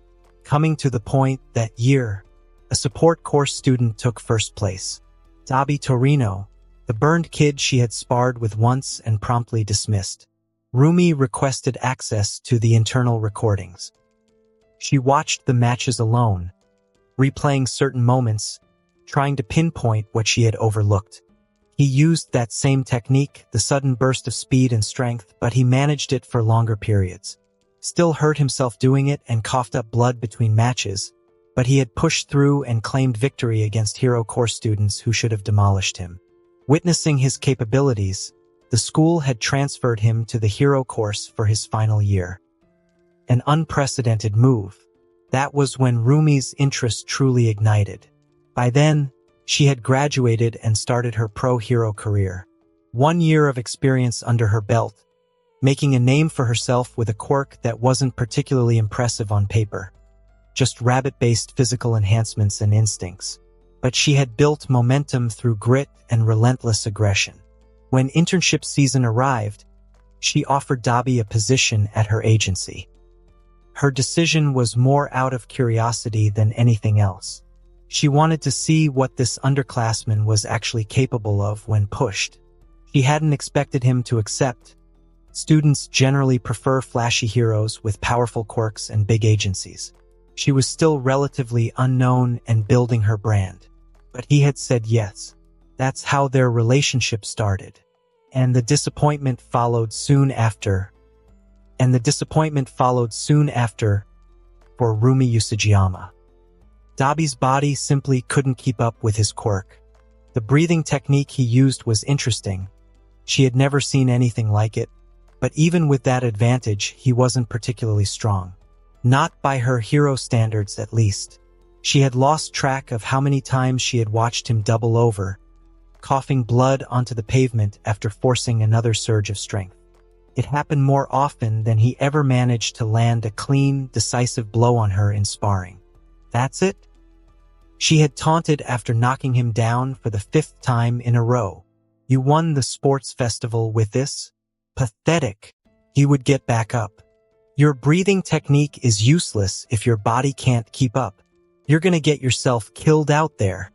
He would again get back up. Stop trying to be a hero and go back to building support gear. At least you won't die doing that. And he got back up again. Every single time. Not once. Not freaking once. Did she hear him say, I can't do this anymore. That's when her mockery turned to respect. This boy was broken. His body was failing him. He coughed up blood like it was a daily routine.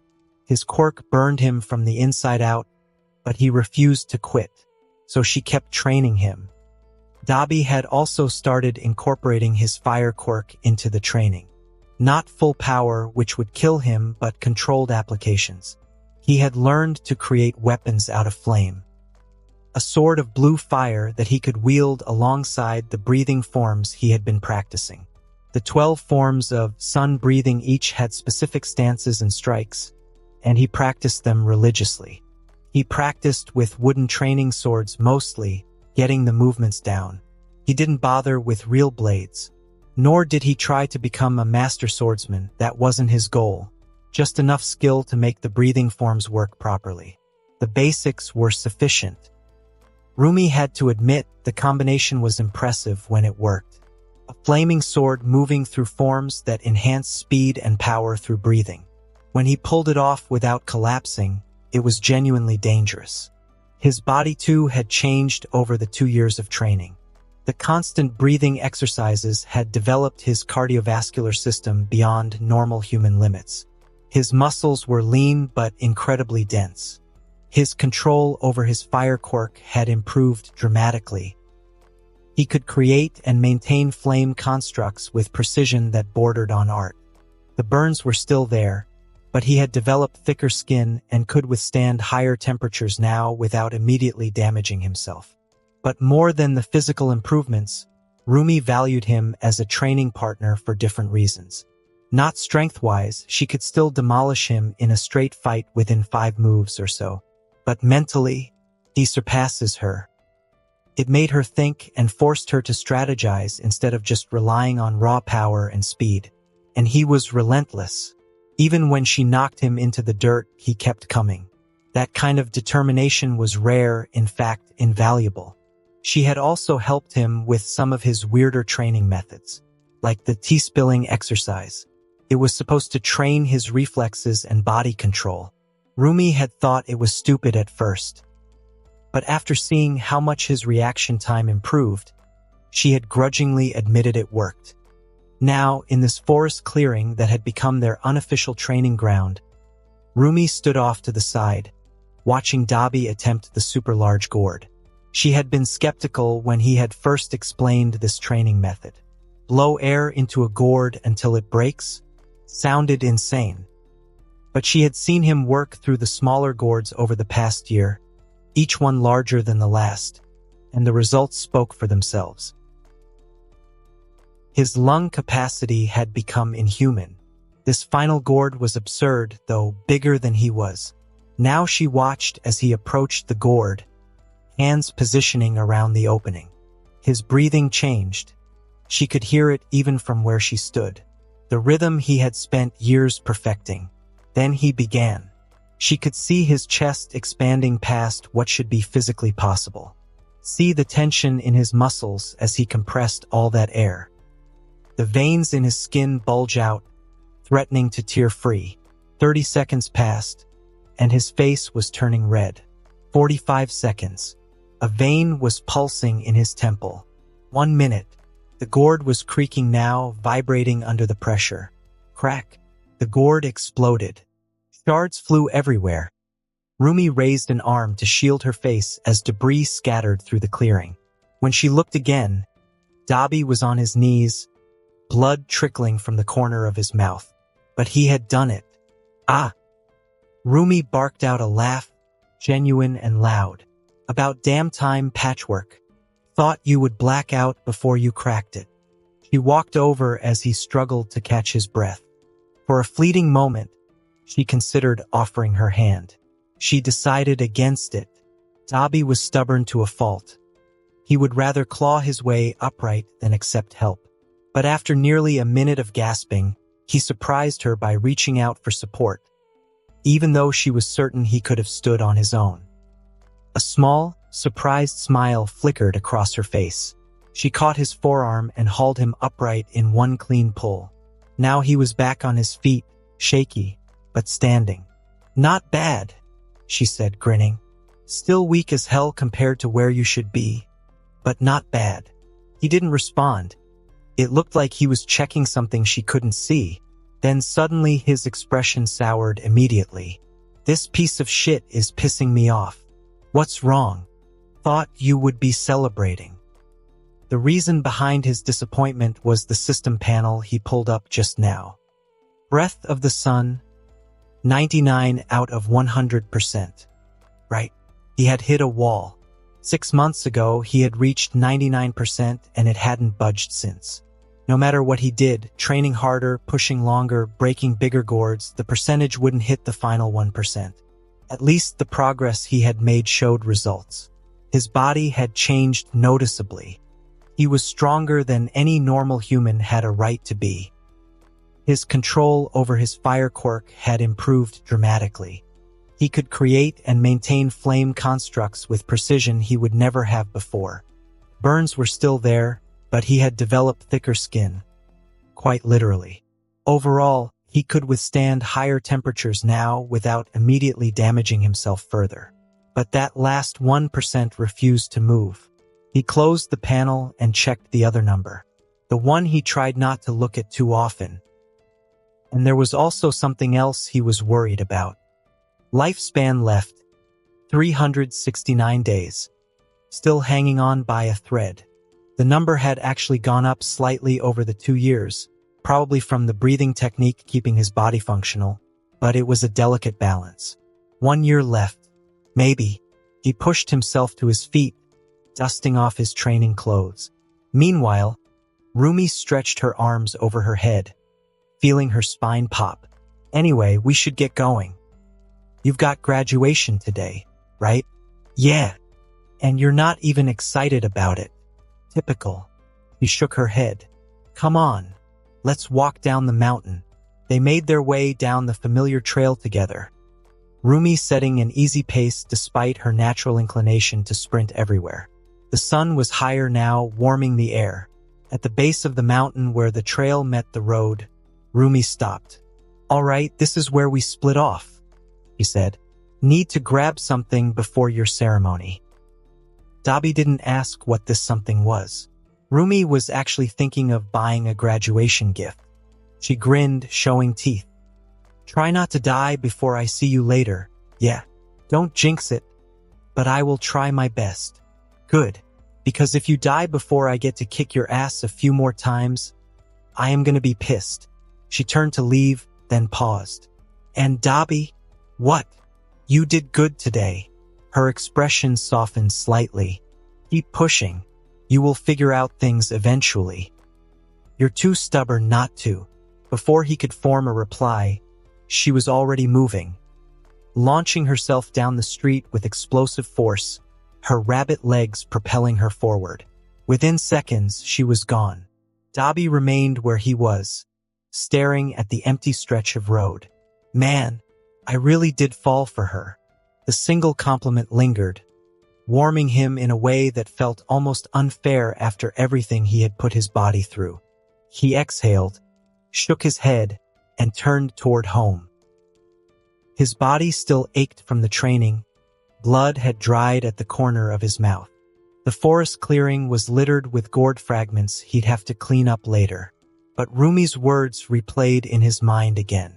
"You did good today." Coming from her, that actually meant something. He let out a quiet breath. "Guess I can't skip today like I planned. The old man would kill me. And honestly, the bunny might beat him to it." Yeah. Today was his last day in the UA, marking the end of high school. Officially becoming a licensed hero. Graduation. What a joke. He had spent 3 years at UA learning how to become a hero, all so he could use his quirk legally. Was that really all he wanted? All Might's question echoed in his head suddenly. "Why do you want to become a hero?" Dabi shook it off and kept walking. It didn't matter, he had a graduation to attend, and everything else could wait. After parting ways with Rumi at the base of the mountain, Dabi started the walk home. His place was a decent distance away, far enough that most people would take the train. But Dabi had never been like most people, and the idea of sitting still on public transport when he could be training seemed like a waste. He broke into a jog. It wasn't a sprint, just a steady pace that let him maintain total concentration breathing without strain. His body had adapted well over the years. What used to leave him gasping and bleeding now felt almost natural. The streets were relatively empty this early in the morning. A few shopkeepers are opening their stores, and some early commuters are heading to work. Nobody paid much attention to a fully covered kid jogging past in training clothes with a wooden sword strapped to his back. He had made it about halfway home when he noticed the commotion. Shouting, screams, and, more importantly, the sound of something heavy hitting concrete. A woman? Dabi's steps slowed. His eyes tracked the source of the noise. An alley between 2 buildings, maybe 20 meters ahead. He should keep running, graduation was in a few hours. And his homeroom teacher would probably chew him alive if he were late today too. Whatever was happening in that alley wasn't his problem. Yet, his feet carried him toward it anyway. The scene was just like any random villain attack. A dozen civilians were clustered at the edge of the combat zone, pressed against storefronts and hiding behind vehicles. Some were trying to evacuate down side streets. A few were frozen in panic, unable to move, and others were on their phones, probably calling for help. And in the middle of the street were 2 heroes, a man and a woman, both wearing water-themed costumes that were now torn and burned. The villain standing over them was massive, easily over 2 meters tall, built like a walking tank with muscles that looked like they had been carved from stone. Just then a name and image stuck in his mind. Muscular? So does that mean these 2 are water heroes? Is this really happening now? Are they the same husband and wife hero duo he knows about from the show? That means they are supposed to die today, leaving their kid behind. Dabi looked at the villain again. His left eye was a ruined mess, fresh blood streaming down his face from where something had torn into it.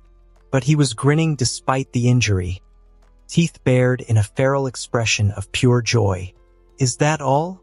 The great water hose brought down by Muscular. They are gonna remember this day. That explained everything. Dabi's gaze shifted past the monster, toward the chaos behind him. Civilians were in complete panic now. Some were running, stumbling over each other as they tried to get farther away, and others stayed where they were due to shock, voices breaking as they begged the fallen heroes to get up. That was when he noticed the child, maybe 3 or 4 years old. Black hair, red eyes streaming with tears.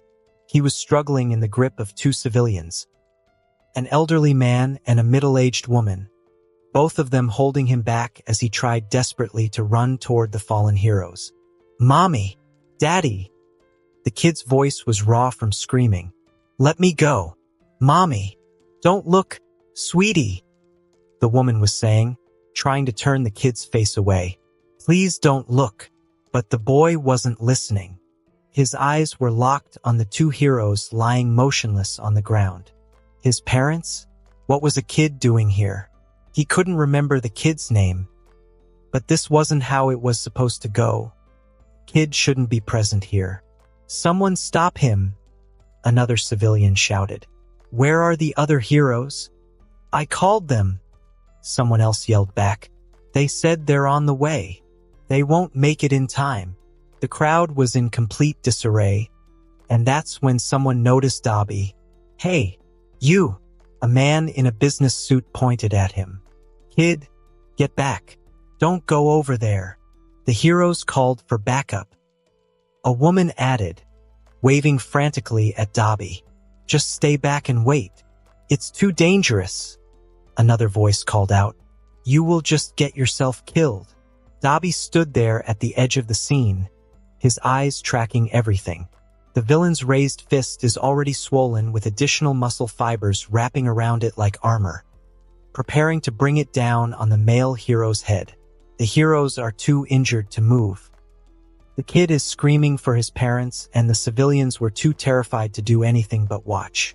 Time seemed to slow, his mind calculated angles. Distance to Muscular, 25 meters. Distance to the heroes, 23 meters. The villain's fist was already coming down, and the heroes were too injured to dodge. If that hit connected, at least one of them was dead. Something in Dabi's chest tightened, a feeling he couldn't quite name. It wasn't anger or fear. Maybe it was just the realization that he couldn't walk away from this. "Hey, kid!" The businessman shouted again. "I am serious. Get out of here before." Dabi moved. Total concentration breathing kicked into overdrive. His lungs expanded, oxygen flooding his system. His muscles tensed, ready to explode into motion. Blue flames erupted from his hands.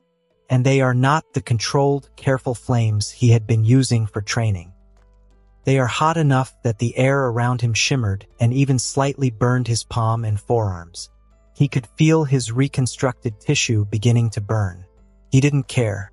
Sun breathing. First form. Dance flash of sun breathing. He launched himself forward, dropping the wooden sword and leaving the wind behind his place. His speed multiplied, the breathing technique pushing his body past its normal limits. 20 meters covered in less than a second. The villain's head started to turn, sensing movement, but it was too slow.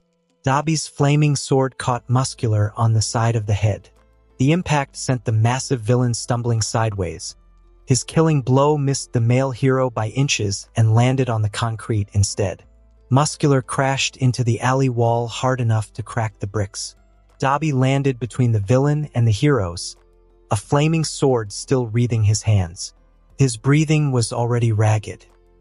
That single technique had cost him. He could feel blood pooling in his mouth, taste copper on his tongue. But he stayed standing. Behind Dabi, the female hero, barely conscious, tried to speak. "Run. He is too strong." The civilians were dead silent now, staring. Then all at once, the chaos resumed. "Oh my God! Is that a student? Someone stop him. He is going to get killed." The kid had stopped struggling. His tear-filled eyes were locked on Dabi's back, on the blue flames, on the burned figure standing between his parents and the villain. Muscular pushed himself out of the ruined storefront, glass falling from his shoulders. He rubbed his jaw, and his grin somehow got wider. "TSK? Another hero wannabe?" He rolled his shoulders, muscle fibers writhing under his skin like living things. "This day keeps getting better. Come on, kid. Show me what you got." But Dabi wasn't listening to him. His eyes were locked on Muscular, his mind racing through options. The villain was a rank for a reason. Those muscle augmentations weren't just for show either. They dramatically increased his strength and durability. A straight fight would be suicide, but he didn't need to win. He just needed to buy time until other heroes arrived. Muscular charged at him faster than something that size had any right to be.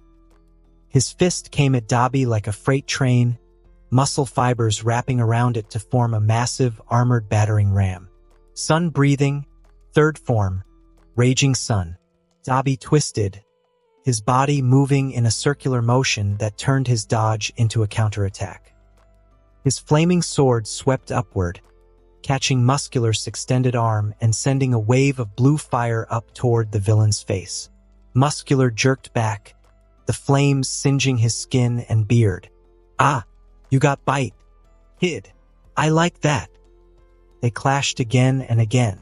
Each impact sent tiny hot shockwaves through the street, and the floor beneath them crackled. Every time Muscular's fist came close, Dabi would use a sun-breathing form to evade and counter. If he landed a hit, his blue flames would burn a little deeper into the villain's enhanced muscles. The civilians watched in stunned silence, hands over their mouths, while some were still filming. The kid was completely still now, watching every movement. He's actually holding him off. But look, he's bleeding from his nose. Oh my God, where the hell is the backup? And they were right. Within 3 minutes into the battle, Dabi was bleeding. The incinerating heat of his blue flames was burning him from outside, while the high-pressure oxygen of the sun breathing pushed his failing organs to a breaking point they were never meant to reach. His vision was starting to blur at the edges. Each exchange cost him more than it cost Muscular. The villain's muscle fibers were protecting him from the worst of the fire damage. Meanwhile, Dabi's inexperience in real-time battle is holding him back from giving his usual best. "I am not going to make it," he realized with strange clarity. "I am going to die here." Muscular's next punch caught him in the ribs, and even though Dabi blocked, the force sent him flying backward into a parked car, crunching metal. "Mr. Hero!" The shout came from the crowd. He didn't know who. "Get up!" Someone else yelled. "Please get up!" The kid was screaming again. "Don't die! Don't die like..." He couldn't listen after that. But the words stayed with him. Hero? Which hero? What hero? Who was that kid talking about? His parents? Or me? Wait, me? A hero? I wasn't a he. His thoughts cut off abruptly. Indeed, he wasn't a hero. So what was he even doing here? All he wanted was to lead a normal life. And a healthy life. That was it. So why was he standing in the middle of this, risking his life to save people? Was it because of the kid? Because he had seen him crying on the show? Was that really all it took? Toshinori's voice surfaced in his mind again. Quiet but relentless. Why do you want to become a hero? He didn't. He never had. So again, what the hell was he doing here? Questions spiraled through his head, one after another. Then, for a split second, he forced them all away. Doesn't matter. Damn it. I just want to save these two people. That's it. Hero or not. Dabi pushed himself out of the ruined car. Everything hurt, his ribs were probably cracked, and his lungs burned. If Dabi went down now, the villain would finish off the heroes, and that kid would lose his parents. And somehow that mattered more than his graduation, more than his life, more than anything. No, not yet. He drew in one massive breath, deeper than he had ever managed and physically possible before. Obviously it hurt like hell, but he pulled in more air anyway, forcing oxygen into every cell of his battered body. Sun breathing, 13th form. But Dabi pulled in a breath so deep it felt as if his lungs might actually burst. He didn't just take in air. He took in the heat of the world around him. Sun breathing, 13th form. Wait, there was no 13th form. The system had only given him 12. But in that moment, as he gripped the hilt of his fire-wrought blade, a serrated edge of screaming blue light, while his body was breaking and his life hanging by a thread, Dabi felt something click. The sun was not just destruction. It was a self-sustaining nuclear furnace. It endured because it was balanced. And he wasn't ready to stop enduring yet. Blue flames didn't just erupt. They condensed. The fire wreathed his entire body, forming a corona of fire that made the air itself combust. His hoodie got completely burned, as his upper chest was out, and the creepy mottled purple of his skin began to glow with an internal white-hot light. The civilians gasped, stepping back from the heat. The kid's eyes went wide. What the hell? Muscular's voice was cut off by the roar of a star being born in the middle of the street. Dabi moved. It wasn't a run, but a solar flare. He swung the sword of blue fire in a circular arc, the forbidden 13th form, a continuous loop of all 12 previous movements. The blade vaporized whichever it came in contact with. As it connected with Muscular's mountain of fibers, the impact was a seismic event. The shockwave shattered glass for 3 blocks. Muscular's artificial muscle underwent a phase change, turning to gas on contact with the blade's edge. The villain was sent hurtling through 2 city blocks, leaving a trail of scorched earth behind him. For one perfect moment, Dabi stood in the center of the destroyed street, wreathed in blue fire like the sun itself had descended to fight. The civilians stared in absolute silence. Then the flames went out. Dabi swayed, his vision swimming. Everything hurt in ways he couldn't begin to describe. The female hero was crawling toward him, saying something he couldn't hear over the ringing in his ears. People were running toward him now, the ones brave enough to approach, shouting questions he couldn't process. The kid had broken free from the adults holding him and was also running toward his parents, toward Dabi, crying. And through it all, Dabi felt a notification pulse in his mind. Breath of the Sun, 100 out of 100%. Super Soldier, unlocked. Ding. Initiating evolution. Warning. Process will take 24 hours. User will be unconscious during transformation. Dabi's last coherent thought was, Gran Torino is going to kill me, and I don't even want to think about the bunny girl. Then his legs gave out and he collapsed onto the broken pavement. Darkness claimed him instantly. When backup heroes arrived 4 minutes later, they found a scene of destruction. 2 critically injured water hose heroes being tended to by civilians, a traumatized child crying over all 3 of them, and somewhere in the wreckage 2 streets over, the A-rank villain Muscular was being extracted by police. Unconscious, severely burned, and missing most of his artificial muscle mass. And in the center of it all was an unconscious teenager lying in a pool of his own blood. But it wasn't the thin, anemic fluid of a week ago. It was dark, viscous, and unnaturally hot. The leukemia was being forcibly purged as the Super Soldier protocol began rewriting his marrow. And what nobody noticed is underneath the charred surface, the creepy texture was being replaced by something dense and resilient, the foundations of a body that could finally handle its own heat. The dozen witnesses all told the same impossible story. A teenage kid with blue flames had fought an A-rank villain to a standstill and even saved the water hose heroes, risking his life. Apparently, he had moved like the sun itself, Someone had filmed the whole thing, and within hours it would be all over the news. But none of that mattered to Dabi. Rumi Usajiyama was moving at her absolute top speed when she received Dabi's text. One word: emergency, and a location pin. She had been in the middle of buying his graduation gift when her phone buzzed. One glance at the message and she had dropped everything, launched herself out of the store, and started running. No, not running, but flying. Her rabbit quirk pushed to its limits, each leap covering entire city blocks. She ignored traffic, bounded over cars, and kicked off buildings to maintain momentum. "Hold on, you idiot," she thought as the city blurred past. She could see smoke rising in the distance and hear sirens, the telltale signs of a villain attack. Faster. She pushed harder, her leg muscles screaming in protest. But it didn't matter to her. Dabi wouldn't have sent that message unless things were serious. He was stubborn as hell. Would rather bleed out than ask for help. If he was asking, it was bad. She rounded the final corner at full speed, ready to crash into whatever villain was stupid enough to, and stopped. The street was destroyed. Windows shattered. A building with a massive hole punched through it.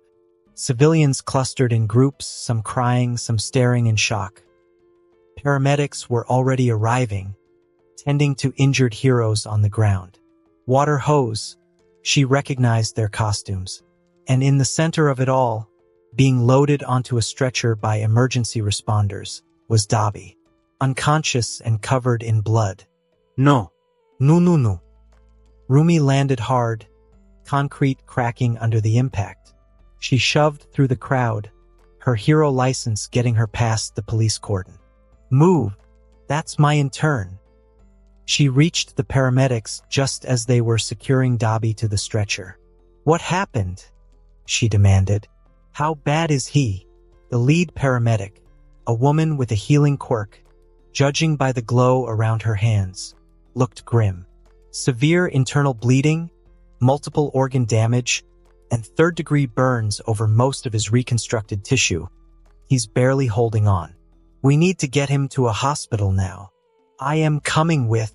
"Ma'am, we don't have room in the ambulance for..." "I am coming with..." Rumi's voice dropped to something dangerous. "That's not a request." The paramedic took one look at her expression and nodded. "Fine, but stay out of our way." As they loaded Dabi into the ambulance, Rumi caught sight of a small kid, black hair, red eyes, and a tear-streaked face, being held by what looked like his parents. The water hose heroes, bandaged but alive. The kid was staring at Dabi's unconscious form. "He saved them," someone in the crowd was saying. "That hero took down Muscular on his own." "Muscular?" A person just arrived. "The A-rank villain? That can't be right. He's only a student." "I am telling you, I saw it. We all did." Another voice insisted. "He was like fire given form, burning so fiercely you couldn't even look at him straight." Rumi's hands clenched into fists. "You absolute moron," she thought, climbing into the ambulance. "What the hell were you thinking?" But she knew. Of course she knew. She had trained him for 2 years, seen that stubborn determination, that refusal to quit even when he should. He had seen people in danger and couldn't walk away, even if it killed him. And the irony of not calling himself a hero? The ambulance doors closed and they started moving, sirens wailing. Rumi sat beside Dabi's stretcher, watching the paramedics work. As his chest barely rose and fell, blood seeping through fresh bandages. "Don't you dare die on me, Patchwork," she said quietly. "You hear me?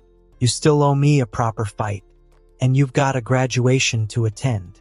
Dabi didn't respond or move, but somewhere deep in his unconscious mind, the system was already working. Evolution had begun. 24 hours until transformation is complete. If he survived that long. Outside the ICU, the scenes are busy. Doctors moved between rooms with hurriedness, representing the tension in the air. Everyone knew about the kid in room 7. the one who had fought muscular. In the waiting area, a group had gathered. Gran Torino sat in one of the uncomfortable iron chairs, elbows on his knees, hands clasped together so tightly his knuckles were white. Beside him, Recovery Girl leaned heavily on her cane. She had healed countless heroes over her 50-year career and saved hundreds of lives. But she couldn't save this one from day one. Toshinori Yagi, All Might, in his skeletal true form, leaned against the wall, his hollow eyes fixed on the ICU door. Near him, the water hose couple, Koji and Mayumi, huddled together. Despite their own broken ribs and concussions, they refused to be moved. Their son, Koda, sat between them, his tiny hands bunching the fabric of his mother's hero suit. Rumi Usajiyama stood apart, vibrating with a repressed, violent energy. Her rabbit ears were pinned back flat against her head, a sign of extreme distress that anyone who knew her would recognize. Her jaw was clenched so hard her teeth ached. She hadn't sat down once since they had arrived. The ICU door hissed open. A lead physician emerged, his face a mask of clinical exhaustion. "I am sorry," he said quietly. His voice was professional, but there was genuine regret in it. "We have done everything we can.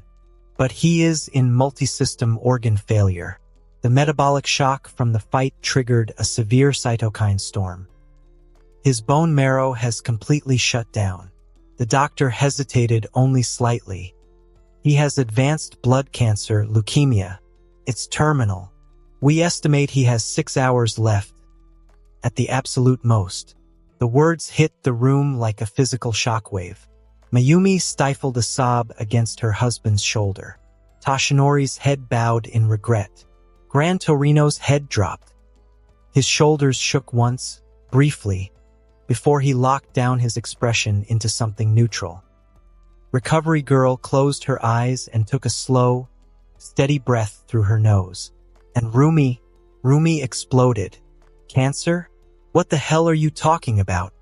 Her voice cracked through the hallway like a whip, making nurses down the corridor turn to look. "Is this what doctors do now? You're supposed to save people, not declare them dead while their heart's still beating." "Miss Usajiyama, please," the doctor stammered, stepping back. "I understand you are upset, but upset? I am not upset. I am furious."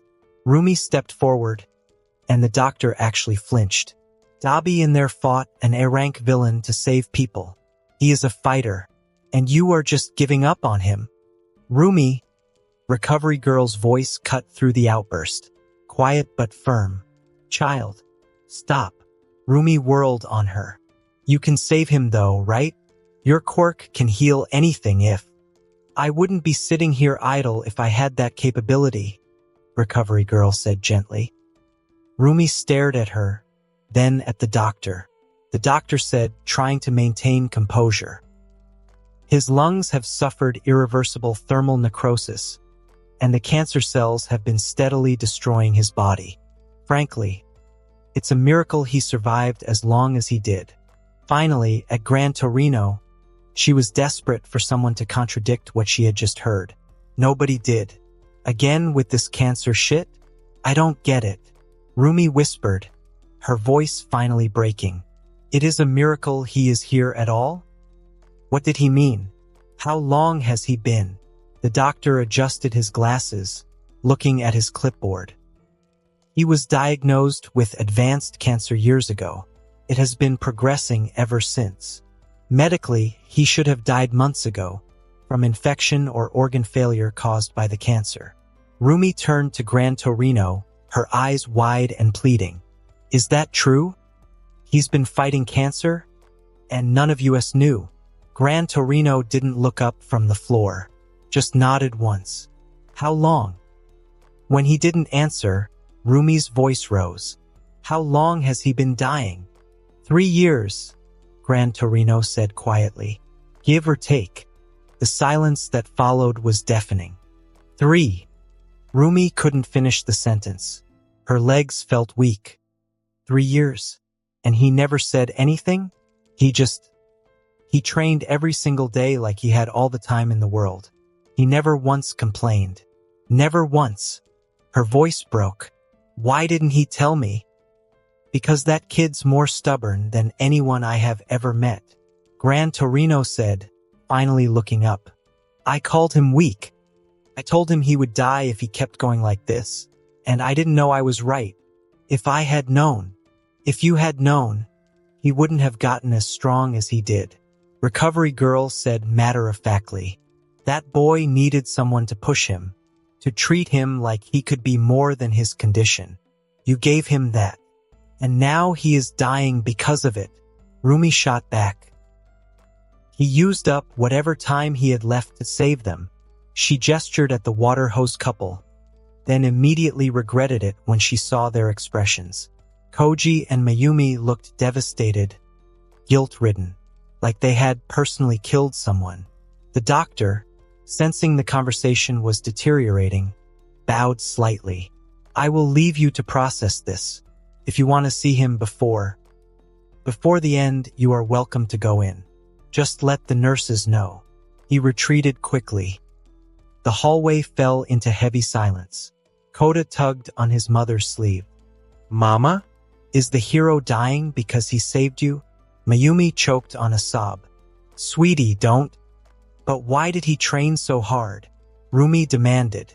If he knew he was dying anyway, why bother? Why push himself to the point of coughing up blood every single day? What was the point?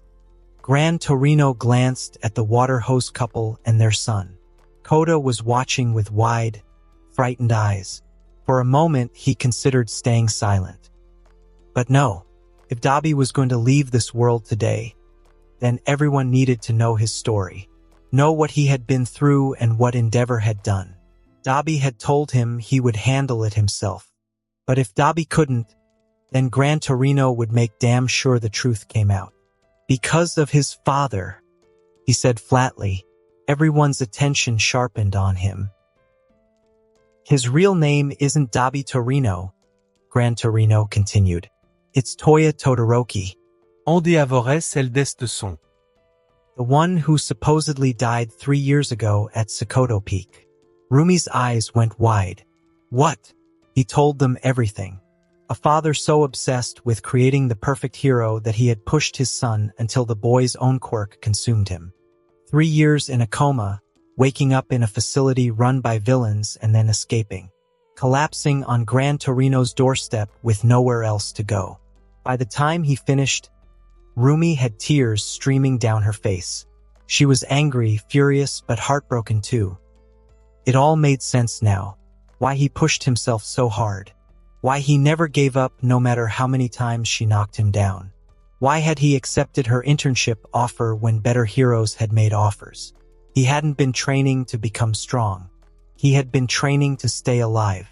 The water hose couple stood frozen, hands over their mouths. The boy who had saved them, their son from watching them die, had been just a child himself when his own father had broken him. And now he was dying because he had used what little life he had left to protect them. The weight of that realization was crushing. Just then a nurse arrived. The doctor said, "If you want to see him, you can go in now." Nobody moved at first. Then Rumi stood abruptly and walked toward the ICU without a word. Her face was set, but her hands were shaking. The water hose couple exchanged a glance and then followed with Kota between them. Inside the ICU, Dabi lay motionless on the hospital bed. However, the second phase of system evolution is still in process, and the clear sign of that is the occasional malfunction of medical monitors in the room. The doctors saw it as a slow sign of the end, cardiac dysrhythmia and neurological shutdown. In reality, his body was a cocoon. The super soldier protocol was forcibly overwriting his DNA. His failing, cancerous marrow was being incinerated by a controlled internal heat, replaced by a dense, hyper-efficient regenerative tissue. His skin wasn't just rotting, it was molting.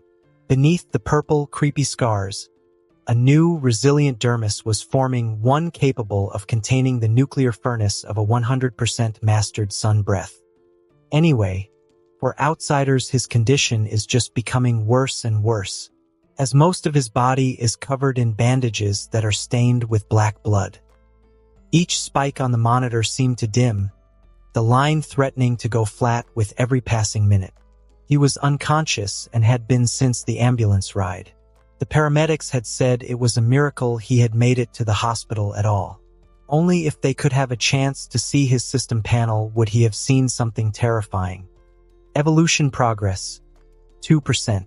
Lifespan, RE calculating. The percentage was climbing gradually. If it could finish before his body gave out completely, he would survive. That was a very big if. Outside, only Gran Torino, Recovery Girl, and Toshinori remained. Idiot, Gran Torino muttered, his voice thick. Recovery Girl gripped her cane tighter, saying nothing. Toshinori, who had stood in silence through all of it, finally spoke. Maybe I can save him. Both of them went very still as their heads snapped. What are you? Gran Torino started, then stopped, realization dawning. You're thinking of one for all.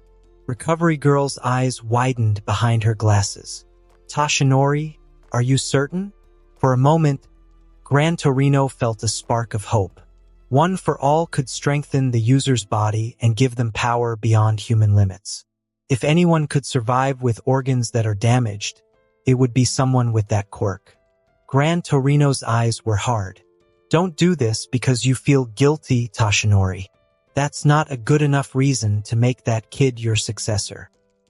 I am not doing it out of guilt, Toshinori said firmly. I am doing it because he is worthy. That stopped Gran Torino cold. What? Toshinori's hollow eyes were steady.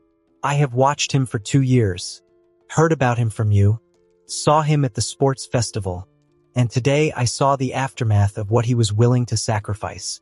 He gestured toward the ICU. That boy is worthy of one for all.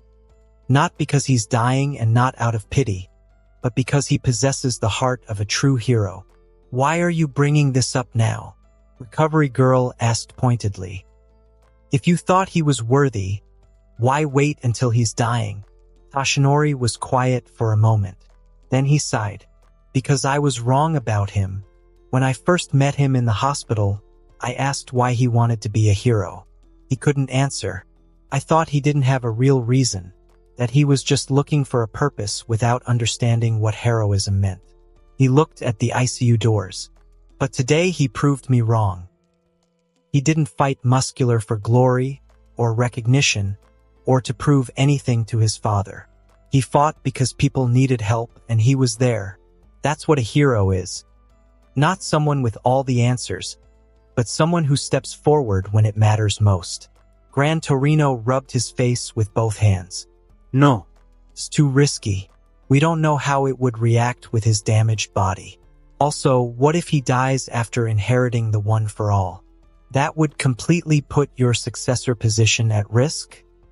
And even if it worked, we would be putting an enormous burden on his shoulders. He has already been through hell. I understand the risk. Toshinori's voice rose, then immediately fell again, softer. I understand, but Master, that boy deserves a chance to live. To really live, not just survive day to day waiting for his body to give out.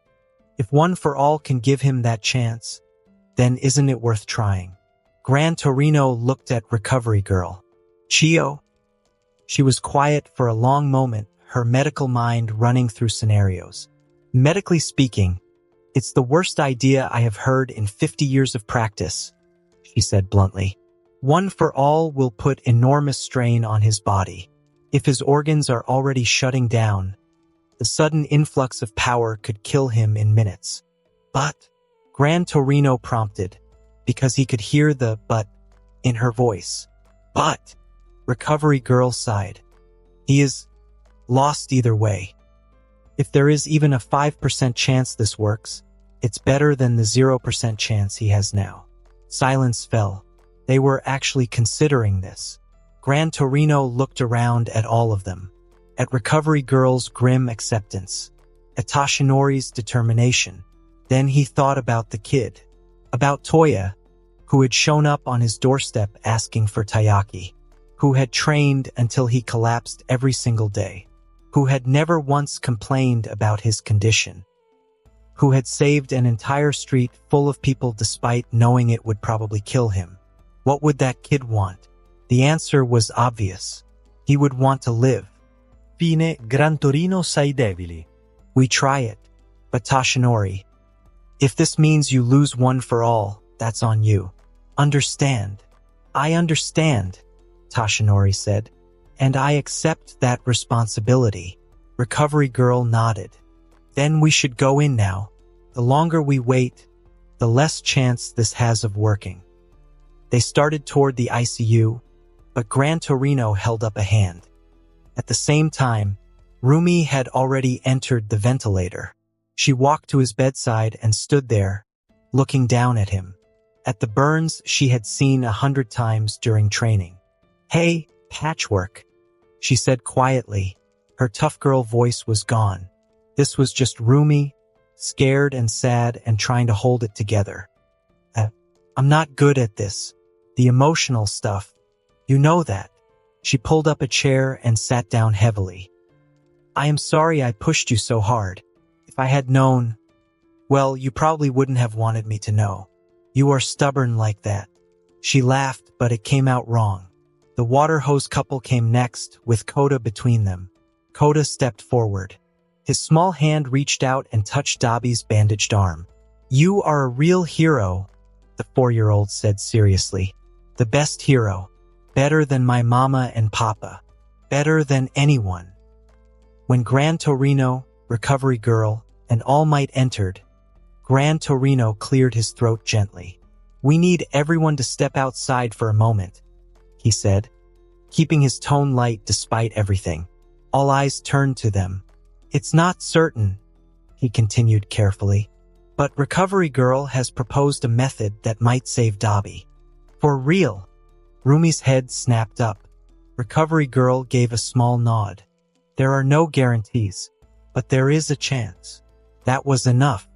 Hope, fragile, dangerous, flickered across every face in the room. The water hose couple exchanged a look, then guided Koda toward the door with soft reassurances. Rumi hesitated. She leaned down close to Dabi's ear, her voice barely above a whisper.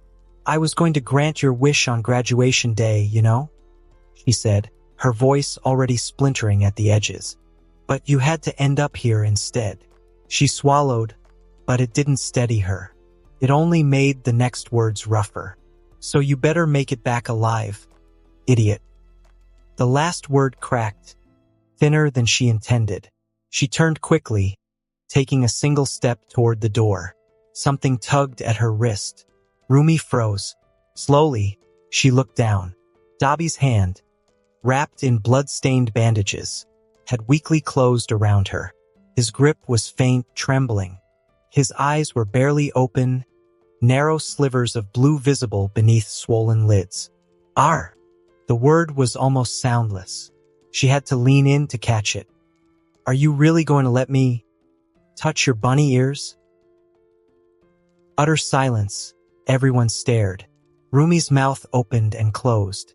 Her ears, the ones she was notoriously protective of, the ones she had threatened to break bones over when people tried to touch them without permission, twitched slightly. Then, despite everything, tears and the fear and the certainty of death hanging over them all, she let out a choked laugh. "You absolute moron," she whispered, but she was smiling. Yeah, you can touch them. When you wake up properly, you idiot. Promise?" "I promise, Patchwork. Now go back to sleep and let them save your stupid life." His hand loosened and fell back to the bed. Once everyone had left the ICU, only 3 people remained. Gran Torino stood by the window. Recovery Girl had positioned herself near the medical equipment, keeping a professional eye on Dabi's vitals, and Toshinori stood at the foot of the bed, his skeletal form somehow carrying the weight of what he was about to do. Dabi's eyes were again open now. "Young Dabi," Toshinori began quietly, his tone steady despite the weight behind it. What I am about to tell you is known to only a handful of people. I am telling you because I believe you deserve to hear it. Dabi didn't respond, just watched silently. Toshinori drew a slow breath and shifted, his weakened body swelling into the towering form of All Might. The truth is, I am All Might. He held Dabi's gaze. My power, the power that made me the symbol of peace, isn't just my natural quirk. It's something called One for All, a power that's been passed down from person to person for generations, growing stronger with each successor. He explained everything. How One for All was created to fight against All for One, a villain who had lived for over a century by stealing quirks. How the power could be transferred through DNA. How it stockpiled strength across generations, making each wielder stronger than the last.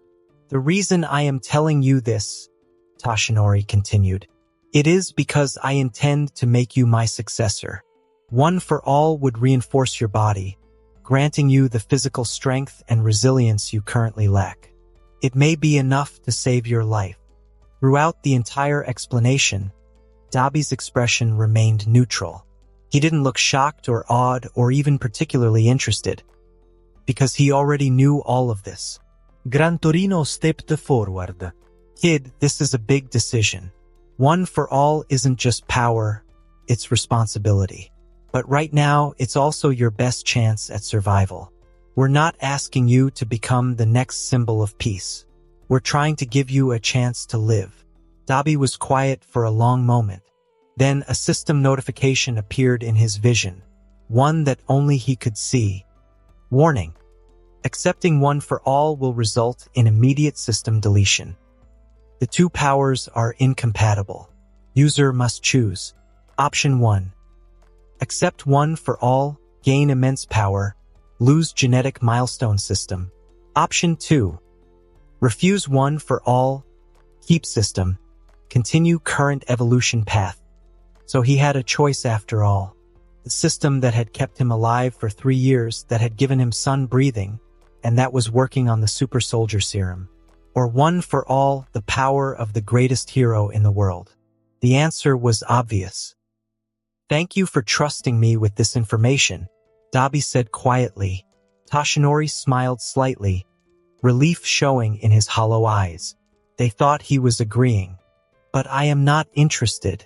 So please find someone else. The rejection was so straightforward, so matter-of-fact, that it took everyone a moment to process. What? Gran Torino Said. I appreciate the offer, Dabi continued, his voice still weak but firm. Really, but that power should go to someone who can use it properly. Someone who wants to be a symbol. That's not me. But you might die, young Dabi, Toshinori started. I am not dying. The certainty in those 3 words was absolute, not hopeful or defiant, like he was stating a fact about the weather. Before anyone could respond, the recovery girl spoke.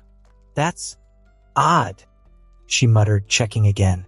Then she examined Dabi more closely, shining a light in her eyes, checking the bandages. I think we need to run some tests. Immediate. No need. That's when Dabi muttered subconsciously, Option 2. Beep. Beep. Immediately, the alarms inside room 7 began to scream. It wasn't the intermittent beep of a struggling heart. It was the long, terrifying flatline of a systole. Code Blue. We are losing him, a nurse shouted, throwing the doors open. The medical team scrambled. Rumi tried to shove her way in, but Gran Torino, who was out to give space to the doctors, caught her arm, his grip surprisingly like iron. Inside, the scene was chaos. The doctor grabbed the defibrillator paddles, his face set in a grim mask of duty. Charging to 200. Clear. Thump. Dabi's body arched off the bed, but the monitor didn't skip. The line remained flat. Again. 300. Clear. Thump. Nothing. The doctor looked at the clock on the wall, his shoulders sagging. Time of death. Before he could finish the sentence, the room temperature skyrocketed. It wasn't the dry heat of a heater. It was a humid, oppressive pressure that made the fire sprinklers hiss. Inside Dabi, the super soldier protocol hit his current limit, and the comfortable end the doctors predicted was violently overwritten. The leukemia-ridden bone marrow didn't just stop functioning. It was incinerated. A white-hot surge of energy erupted from his sternum.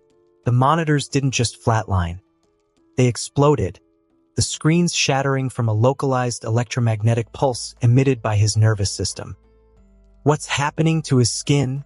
Mayumi cried from the doorway. The creepy, mottled purple flesh on his face began to crack and peel away in thick, charred flakes. Underneath, instead of raw muscle, there was a new layer of skin, pale, unscarred, and shimmering with a faint, iridescent health.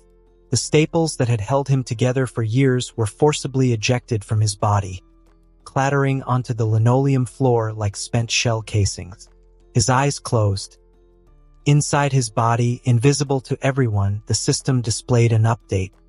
Super Soldier, current progress, 10%. Progress paused. User's body cannot sustain transformation in current condition, but something else had changed. Lifespan left, 340 days. The serum had bought him time. The sheer force of will to stay alive had bought him more. It wasn't much, just under a year, but it was enough for now. 2 weeks later. To the medical staff at Central Hospital, Dabi was no longer a patient. He was a walking research paper, and if it weren't for the connections he had, he would have long been pulled as a test subject. Still, the lead physician spent hours poring over the new scans, and the results were functionally impossible. The hematologic malignancy, leukemia, that had saturated his marrow was suddenly put to a halt and, shockingly, is being slowly replaced by hyperdense, vibrant progenitor cells. The thermal necrosis in his lungs and the systemic septicemia were also healing, leaving behind tissue that was more resilient than it had been before the fire at Sokoto Peak. "We have settled on a diagnosis of quark awakening," the doctor informed Gran Torino, his voice hushed with awe. "It's the only variable that accounts for such a radical biological shift. Under extreme duress, his genetic markers must have rewritten themselves to ensure survival. He has developed a secondary hyperregenerative factor and thermal immunity." Dabi let them believe it. It was a convenient lie to cover the truth of a system that had literally dismantled and rebuilt him atom by atom. As the day of his discharge neared in about a day or two, the transformation was undeniable. Dabi stood before the hospital mirror, staring at a stranger. The skeletal, walking corpse was gone. In its place was a young man with a lean, corded physique. Muscles like high-tensile cables under a skin that no longer looked like rotting parchment. And even the burn scars, previously a patchwork of scarred purple that traced his body, jaw, and eyes since Sokoto Peak, slowly began to fade except for a scarred line of edges where his patched skin used to be. He looked at his hands, steady, strong, and for the first time in his life, painless. The staples beneath his eyes, along his jaw, down his neck, all of them were gone. For the first time in years, he looked like an ordinary boy instead of the walking corpse he had once resembled. Aside from the network of scars left behind, faint but unmistakable reminders of what his body had endured. Despite the visible miracle, the doctors remained cautious. In the final discharge meeting, the lead physician handed over a thick folder of limitations. "Externally, you have undergone a metamorphosis," the doctor warned. "But internally, we still have concerns. The cancer cells have not vanished entirely. Their activity has slowed dramatically, and some appear dormant, but they are not fully eradicated." He turned a page in the file. "Your body has used a massive amount of metabolic energy to pull off this awakening." He met Dabi's eyes directly. "We have moved your prognosis from hours to roughly a year, perhaps 2 if you are cautious. Your organs are healing, but remember that they are not completely new. So be sure you are careful. Dabi gave a faint, tired look. Careful how? Your quirk output must remain strictly controlled, the physician replied. Sustained high-intensity combat is off the table. If you ignite those blue flames anywhere near the level you used in that last fight, it will trigger metabolic collapse. The cancer is suppressed, not cured, and your system is still recovering. You've been granted a second chance, Dabi. Don't burn through it recklessly. Dabi held his gaze for a moment, then nodded once. So hero work isn't an option, he said quietly. Got it. The doctor clearly didn't believe his words, but there was nothing more he could do. Dabi was about to legally become a hero and was medically capable enough to be in service, and being stubborn to keep him hospitalized more would accomplish nothing. But there was something else he had noticed, something the doctors couldn't see. He pulled up his system panel when he was alone. Genetic milestone system, 3 evolution paths, breath of the sun, 100/100%. Super soldier, 10 out of 100%. Arachnid genome, locked, requires super soldier 100%. Lifespan left, 330 days. The super soldier serum had paused at 10%. His body had been too damaged to continue the transformation. Now that he was stable, he needed to find a way to push it higher. Get to 100% and unlock the next evolution. That was the key to surviving beyond 1 year. But that was a problem for future Dabi. Present Dabi had other priorities. Back to his room. His concentration was currently focused on the woman before him. Rumi sat in the visitor's chair, dressed in casual clothes rather than her hero costume. A simple tank top that showed off her toned arms and the curve of her shoulders, paired with fitted cargo pants that hugged her powerful legs. Even in civilian attire, she was striking, all muscle and curves and contained energy.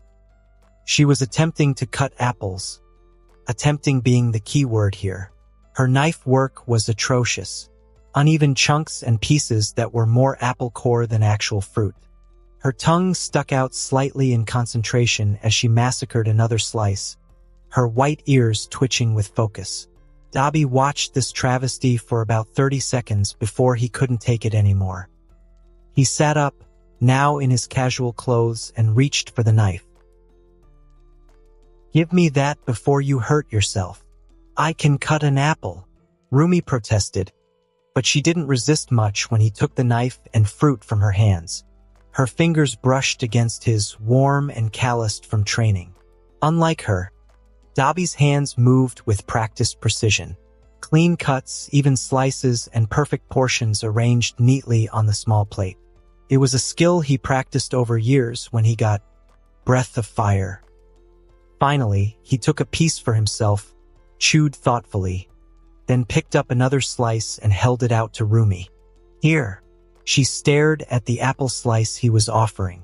I can feed myself, you know? I know. But you cut these, so you should get to eat them properly prepared. He moved the slice closer to her lips. Open up. Rumi's ears twitched, a tell she had when she was flustered. Her face colored slightly. This is ridiculous. You are the one who has been visiting every day. Let me thank you properly. She held his gaze for a moment, something unreadable in her red eyes. Then she leaned forward and took the apple slice with her teeth, her lips brushing against his fingertips for just a second. Dabi felt that brief contact more than he probably should have. Happy? She asked, chewing. Very, he smiled. Then, while he had her off balance, now, let me touch those fluffy ears like you promised. Rumi's face went from pink to red instantly. I thought you forgot about that. Nope. Dabi set the plate aside, his full attention on her now. It was the only thing that motivated me to stay alive, in fact, that made her laugh. A genuine sound that lit up her face, but she still tried to argue. The deal was on graduation day, when you ranked first in class. Which, yes, you did rank first, and congratulations, by the way.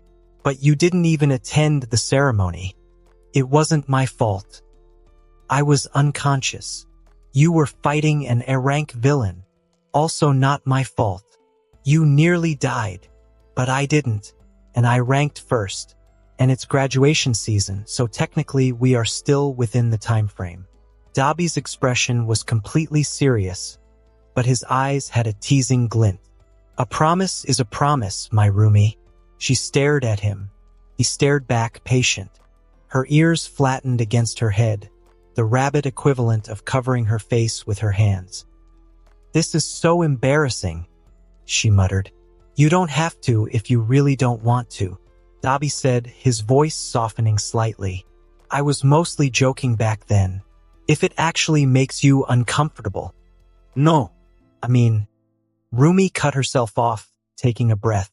Her competitive nature wouldn't let her back down from a promise. I said I would let you, and I keep my promises too.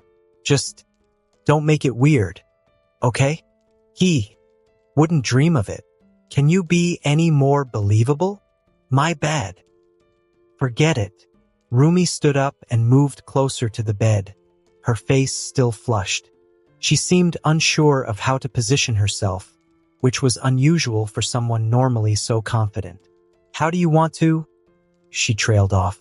Dabi shifted over slightly, patting the edge of the hospital bed. Sit here. It will be easier. She hesitated for just a moment, then sat on the edge of the bed, close enough that her thigh pressed against his hip through the thin hospital blanket. The contact sent a small thrill through him that he carefully kept off his face. Okay, she said, her voice slightly higher than normal. But just be gentle, all right? They are sensitive. I will be. Dabi promised immediately. Slowly, deliberately, Rumi relaxed her ears. Let them rise from their flattened position to stand upright, long, white, impossibly soft-looking rabbit ears that twitched nervously. Dabi reached out carefully. His hand was still bandaged in places, movements not quite as smooth as they had once been. But he was gentle when his fingers first made contact with the base of her right ear. Rumi's entire body went rigid. A small sound escaped her throat, something between a gasp and a whimper. Still okay? Dabi asked quietly, his voice dropping lower. Yeah, just no one has ever actually touched them before. They are really sensitive. He could tell. Her ears were incredibly warm, the fur softer than silk. He could feel her pulse through them, quick and nervous. As his fingers traced along the length slowly, exploring the texture, he felt the subtle muscle movements beneath as they twitched involuntarily. Rumi's breathing had changed, faster and shallower. You weren't kidding about being sensitive, Dabi murmured, running his thumb along the inside edge of her ear. The fur there was even softer, and Rumi actually shivered. Shut up. She breathed, but there was no heat in it. Her eyes had closed, her head tilting slightly into his touch like she couldn't help it. Dabi took his time, learning every inch. The way the base was warmer than the tips, how the fur changed texture as he moved higher, the way she reacted differently depending on where he touched. A small intake of breath when his fingers brushed the very tip, a full-body shiver when he traced the inner curve. Dabi! Her voice was barely a whisper. This is... You are making it weird. Am I? His other hand came up to gently cup her other ear, giving it the same slow, thorough attention. You are the one who is practically purring. I don't purr. I am not a cat. Her protest cut off with another small sound as his fingers found a particularly sensitive spot near the base. What was that? Nothing, Rumi said quickly, but her face was completely red now, her ears twitching constantly in his gentle grip. He stroked both ears simultaneously now, watching her reactions with fascination. The way her breath hitched, how her hands gripped the edge of the bed, the tiny, involuntary sounds she was making that she was clearly trying to suppress. They really are soft, Dabi said, his voice low and appreciative. Softer than I imagined. You imagined this? Her eyes opened slightly, looking at him through her lashes. Maybe a few times, he admitted with a slight smirk. Rumi's face somehow got even redder. You are such a... But she didn't finish the sentence because his fingers had found that spot again, massaging gently at the base of her ears where they connected to her head, and whatever insult she had been planning dissolved into a quiet moan she couldn't quite stifle. They both froze. That was... Dabi started. Don't, Rumi warned, but her voice was shaky. Don't say anything about that. I was just going to say it was cute. That's worse. She moved to pull away, but his hands were still gentle on her ears, and she found she didn't actually want him to stop. This was a terrible idea. I should never have promised. But you did, Dabi reminded her softly, his thumb stroking in small circles that made her eyes flutter closed again despite herself. And I am really, really grateful. They stayed like that for several long minutes. Dabi explored every inch of her ears with careful, appreciative touches. Rumi, unknown to her, rested her back over his chest and could feel her body heat. Finally, reluctantly, he withdrew his hands. Thank you. Rumi opened her eyes slowly, looking dazed. Her ears were standing straight up now, twitching occasionally. Her face was flushed, her breathing still uneven. You are dangerous, she said after a moment. Me? I just touched your ears like you promised. That was not just touching. That was... She seemed unable to find the words. You know what you were doing? Making you feel good? Dabi's smirk was unrepentant now. Rumi stood up quickly, grabbing her jacket from the chair with more force than necessary. All right, that's enough emotional vulnerability for one day. And physical vulnerability. And all the vulnerability. Rumi, the doctor said you are getting discharged tomorrow, right? Her voice was slightly higher than normal as she talked fast. Right? Morning. Good. Great. Wonderful. She was putting on her jacket despite the warm hospital air, because Gran Torino's been climbing the walls waiting to get you home. And apparently there is a huge pile of get well soon cards waiting for you. She paused. Some from your classmates from UA, a lot from civilians, and her expression shifted to something complicated. A few from pro-heroes, including the water hose family. Dabi was quiet for a moment. How are they? Absolutely fine, thanks to you. Rumi's voice was firm. Koda asks about you constantly. Wants to know when the hero with the blue fire is coming back. She was moving toward the door, clearly needing escape. Rumi, Dabi called out, making her pause with her hand on the door. For what it's worth, that was the best reward I have ever gotten. She turned to look at him, her expression conflicted, embarrassed but pleased, flustered but smiling slightly. You are still a weirdo, she said, but her voice was softer now. Get some rest, Patchwork, and tomorrow when you are discharged, we are starting training again. You really understand me too well. She paused at the door, looking back at him one more time. And Dabi? That was a one-time thing. Don't expect to make it a habit. Understood, he said seriously, then added with a grin. Unless I rank first again next year? There is no next year, idiot. She threw a wadded-up napkin at him, which he caught easily, and fled, the door closing firmly behind her. Dabi lay back against the pillows, still holding the napkin, a satisfied smile on his healed face. Outside in the hallway, Rumi leaned against the wall, heart racing. Her ears were still tingling from his touch. Damn it, she muttered to herself, touching one ear gingerly. It was still warm, still sensitive. He definitely knew what he was doing. And the worst part? She had enjoyed every second of it. She pushed off the wall and started walking, trying to get her breathing under control. Tomorrow, they will start training tomorrow, and she will go back to being his instructor, his mentor, professional, distant. But tonight, she would let herself remember the way his fingers had felt on her ears, the way he had looked at her with that teasing smile.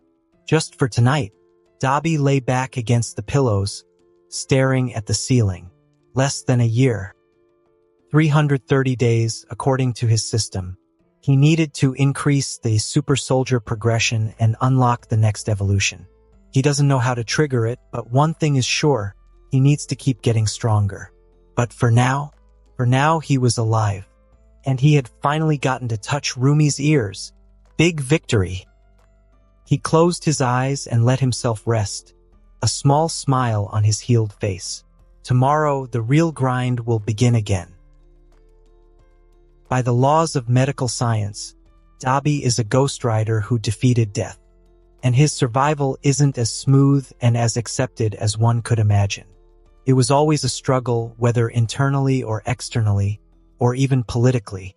His existence was a looming political disaster for the Hero Public Safety Commission, HPSC, when the HPSC's internal intelligence, derived from hospital surveillance and the leaked footage of the muscular fight, reached the upper echelons, the reaction was cold, calculated panic. They saw a young man who had undergone a spontaneous somatic mutation, their term for his awakening, that had effectively reversed stage for organ failure. But the real threat wasn't his power. It was his lineage. The HPSC realized quickly that Dabi was Toya Todoroki. And if Dabi's true history, how Endeavor's pursuit of a masterpiece resulted in a child with a self-incinerating physiology never hit the press, the public's trust in the number 2 hero would vanish, and the credibility of the entire hero ranking system would be at risk. However, they simply can't eliminate him either, as he was under the protection of number 1 hero, All Might. And alas, they had no choice but to reach a common ground. It was a necessity deal. Dabi would never publicly claim the Todoroki name.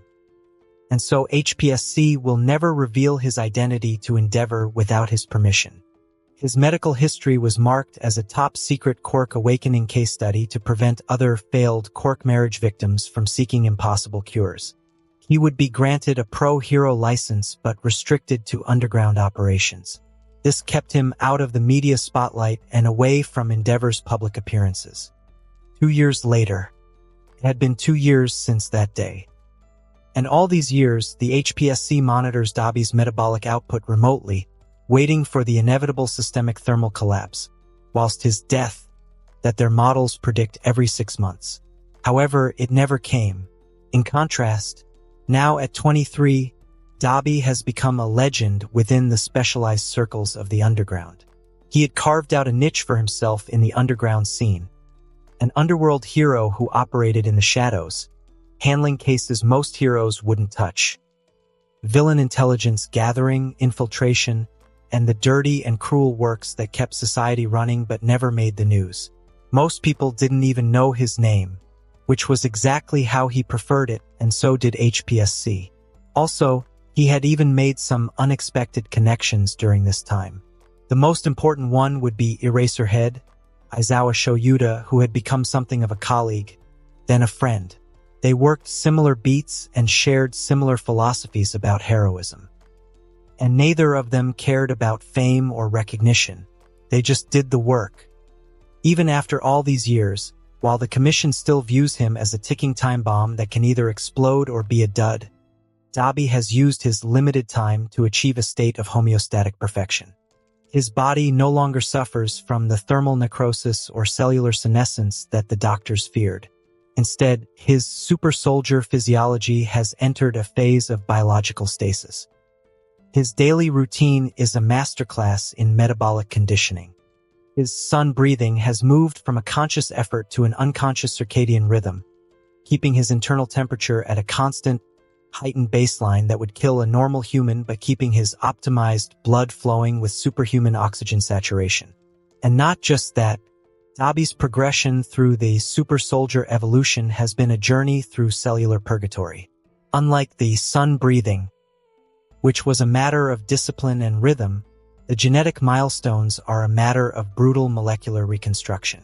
The results are clear as day, and his current system status reflects that dedication. Genetic milestone system, 3 evolution paths, breath of the sun, 100 out of 100%. Super soldier, 65/100%. Arachnid genome, locked, requires super soldier 100%.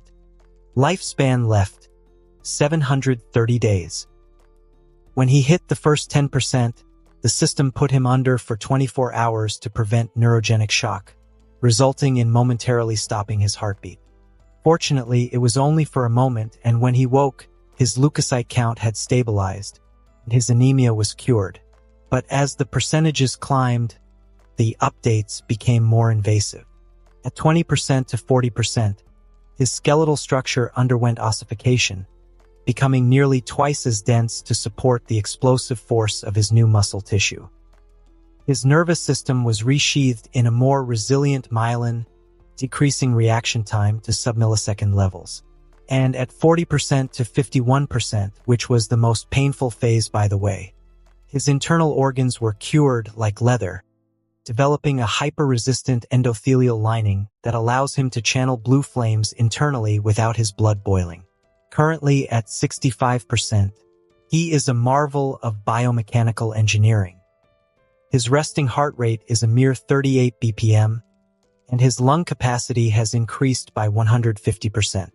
Also, he is still 35% away from completion and unlocking the next evolution. And it is again the same 35% that felt like an impossible mountain to climb. He also knows that it's not going to be easy, especially after seeing what he had experienced to reach where he is currently. In fact, the pain of the last 10% jump, moving from 55% to 65%, had lasted 3 days.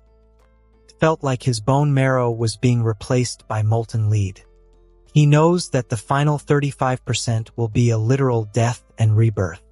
His body will have to break entirely to accommodate the arachnid genome, an evolution that promises to synchronize his reflexes with his fire-breathing techniques in a way no human could ever achieve. Nevertheless, currently he is genuinely strong. When he clenches his fist, he can feel the hyperelasticity of his tendons. His blue flames are no longer a leak in a broken pipe. They are a pressurized jet, harnessed by a body that finally deserves them. Anyway, that was a problem for another day.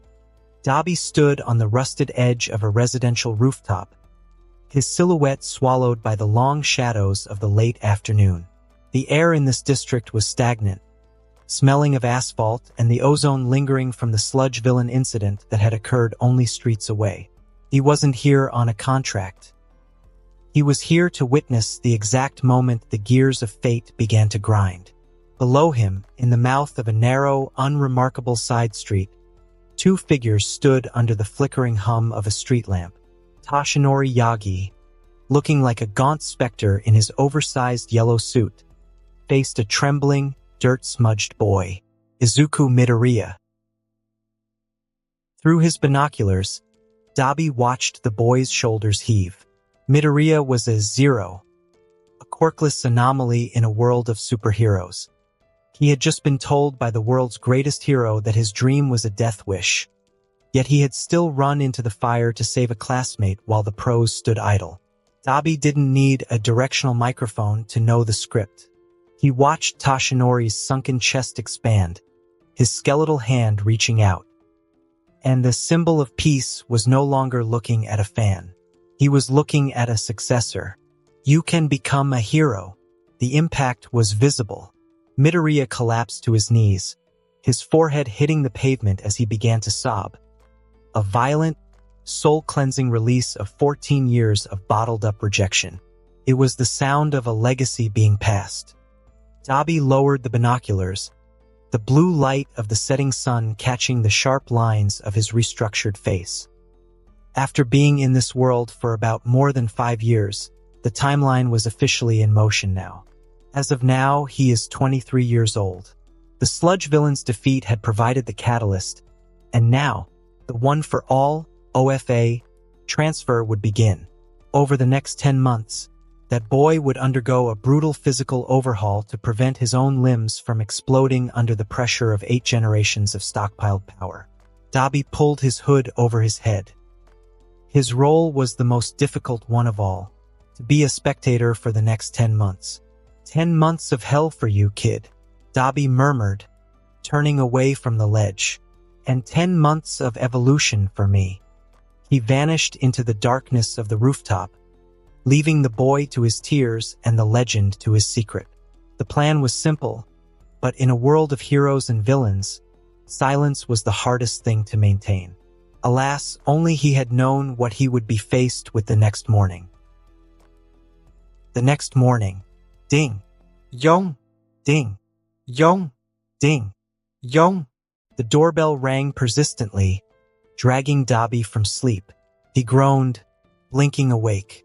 Morning light filtered through the curtains of his apartment. A modest place, nothing fancy, but comfortable. He had been up late finishing a stakeout job for Aizawa. Ding. Yong. All right, he muttered, pushing himself out of bed. I am coming. He was halfway to the door when a voice came from behind him. Ugh. Who the hell is making that noise? Rumi's voice was thick with sleep and irritation. Dabi glanced back. Rumi was still in bed, the blanket pulled up to her shoulders. Her white hair was a mess, sticking up at odd angles. One of her ears was flopped over across her face, and the blanket had slipped just enough to show bare shoulders, collarbones, and the curve of her upper chest. She was clearly naked under there. It's too early for this shit, she hissed, her voice muffled by sleep and a total lack of morning grace. Kill them, Dabi, or I will. Dabi felt his brain short-circuit for a moment before he forcibly controlled himself. He grabbed a shirt from the floor, thankfully, and pulled it on as he walked to the door. Stay there, my bunny, he told Rumi. I will handle the intruders. He stepped out, closing the bedroom door with a quiet, final click before heading to the entrance. He swung the door open, his expression a mask of underground hero neutrality. You would better be selling something life-changing, Dabi began. Because you just woke up a very angry. He stopped. Standing on the landing was Toshinori Yagi, looking particularly gaunt in the morning light, his oversized suit hanging off his frame like a yellow shroud. And beside him was the kid from yesterday, Izuku Midoriya, dressed in a tracksuit that looked brand new, holding a notebook nervously. The silence that followed was heavy. Both Toshinori and Midoriya had clearly heard Rumi's loud, decidedly non-civilian swearing through the door moments ago. Midoriya's face was bright red. His eyes were locked on the ground like he had heard something he shouldn't have. Toshinori, for his part, had the decency to look embarrassed. Young Dabi, Toshinori managed, his voice thin. I apologize for the intrusion. We didn't realize you had company. Dabi leaned against the doorframe, his gaze shifting to Midoriya. He didn't see a boy. He saw a biological disaster waiting to happen. His enhanced vision scanned the kid, minimal muscle mass, 0 bone density reinforcement, and a nervous system that looked like it would fry under a 5% OFA load. So, this is the one, Dabi said, his voice devoid of judgment but heavy with cold, analytical weight. Midoriya shifted uncomfortably under the scrutiny. He still hadn't recognized who Dabi was. Not surprising since there were barely any photos of him online and he wasn't in his hero gear. All he saw was a lean, intimidating man in sweatpants with faint, silver surgical lines tracing his jaw. Someone who radiated a quiet, terrifying level of aura. Yes, he is the one I have chosen as my successor, Toshinori said, his hollow eyes settling on Dabi. Night Eye isn't going to like him much, Dabi said, folding his arms. The name made Toshinori stiffen almost imperceptibly. Dabi noticed but pressed on. And I doubt you came all this way just to introduce him to me, Toshinori explained, As you can see, his vessel isn't ready. The physical training I have planned will build strength, but that alone won't be enough. He must learn how to move properly, how to endure strain, and how to keep himself intact when the power threatens to tear him apart.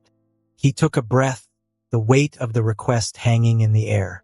Can you teach him your breathing technique? Silence. Dabi remained silent. He looked at the boy, the corkless Zero who was about to carry the weight of the world. If he taught Midoriya even a fraction of the total concentration rhythm, it wouldn't just help him hold one for all. It might fundamentally change the boy's biological ceiling. The sun breathing and total concentration breathing are the techniques he had revealed to All Might and the few closest to him, which he invented on his own.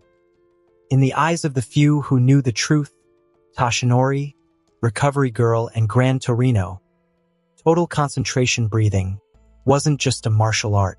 It was a manual life support system. They saw it as the miraculous foundation that had allowed Dabi to bridge the gap between a terminal diagnosis and pro-hero status.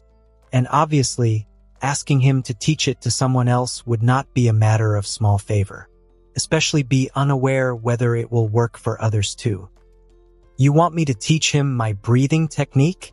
Dabi said slowly. In truth, he wasn't even sure it could be taught. Very few people knew about it. He had tried explaining it to Rumi once. That had lasted less than a day. Her temperament wasn't built for disciplined breath control. Toshinori nodded. If it increases young Midoriya's chances of withstanding one for all, it's worth attempting. Toshinori, I began that method when I was already dying. My body had nothing left to preserve. He's healthy. If he misjudges the cadence even once, he could collapse his lungs from the inside. Silence stretched again. Behind the door, the rhythmic thud of Rumi's boots hitting the floor signaled she was finally upright and likely armed with a foul mood. Midoriya was still standing there nervously, clearly lost in this conversation about breathing techniques and quirks and things he didn't fully understand yet. Truthfully, Dabi had already considered this possibility long before All Might approached him. If the boy committed fully, his vessel might one day become strong enough to endure the inevitable confrontation with All for One. Dabi shifted his gaze back to Toshinori. How long? He asked evenly. Until he inherits One for All? 10 months, Toshinori said. 10 months. Dabi calculated. It was a brutal window, but if the boy survived the initial buildup of month 1, the results would be unprecedented. That's actually doable, if he is dedicated. I will work hard. Midoriya burst out, his voice cracking slightly. I will do whatever it takes. If this breathing technique can help me become a hero, I will master it. I promise. Dabi looked at the kid. He recognized that look. It was the same manic defiance he had seen in his own reflection for years. Fine. Dabi said, I will teach you, but I am warning you. This isn't a technique you learn in a gym. It's a neurological overdrive. Your blood will feel like it's boiling, your ribs like they're being crushed from within, and the second you try to stop because it hurts, you've already failed. I am still determined, Midoriya insisted. We will see. Dabi turned to Toshinori.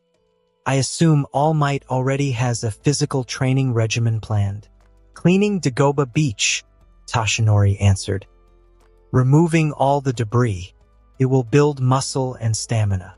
For a second, he stared at him, a bit dumbfounded. That will work for a solid base, I guess. Dabi nodded. I will layer the breathing work on top of that along with foundational kata. We start simple, then increase the strain gradually. He paused, glancing back at Midoriya.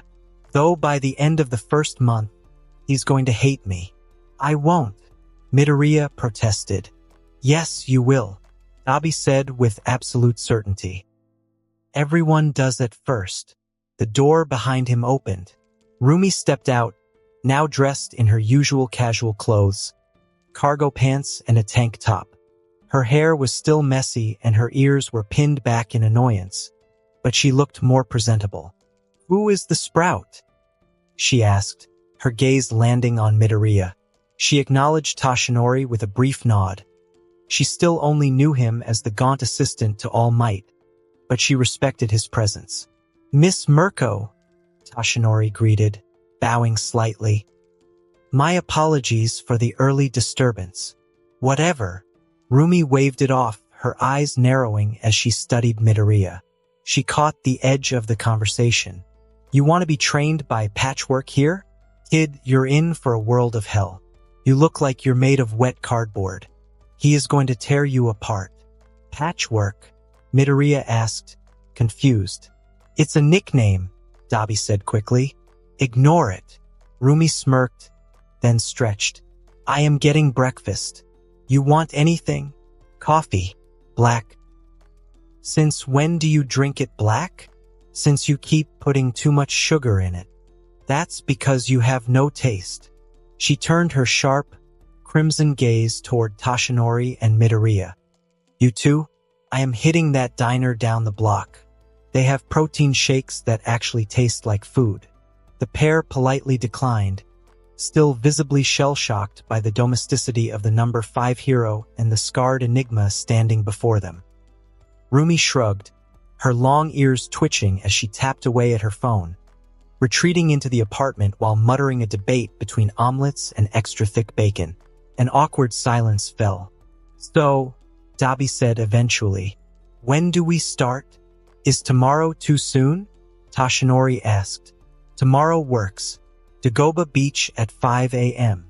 Bring twice as much water as you think you will usually need. Midoriya swallowed nervously but nodded with determination. One more thing. Dabi added, looking at the kids seriously. The breathing technique I am going to teach you, sun breathing, isn't a quirk but disciplined physical conditioning that pushes your body to its limits, and if you try to improvise or force a higher output before your lungs are ready, you won't just pass out, you will cause internal damage, so you follow my cadence exactly or we stop, understood?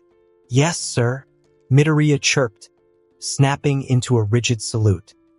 Dabi winced, running a hand through his hair. Don't call me sir.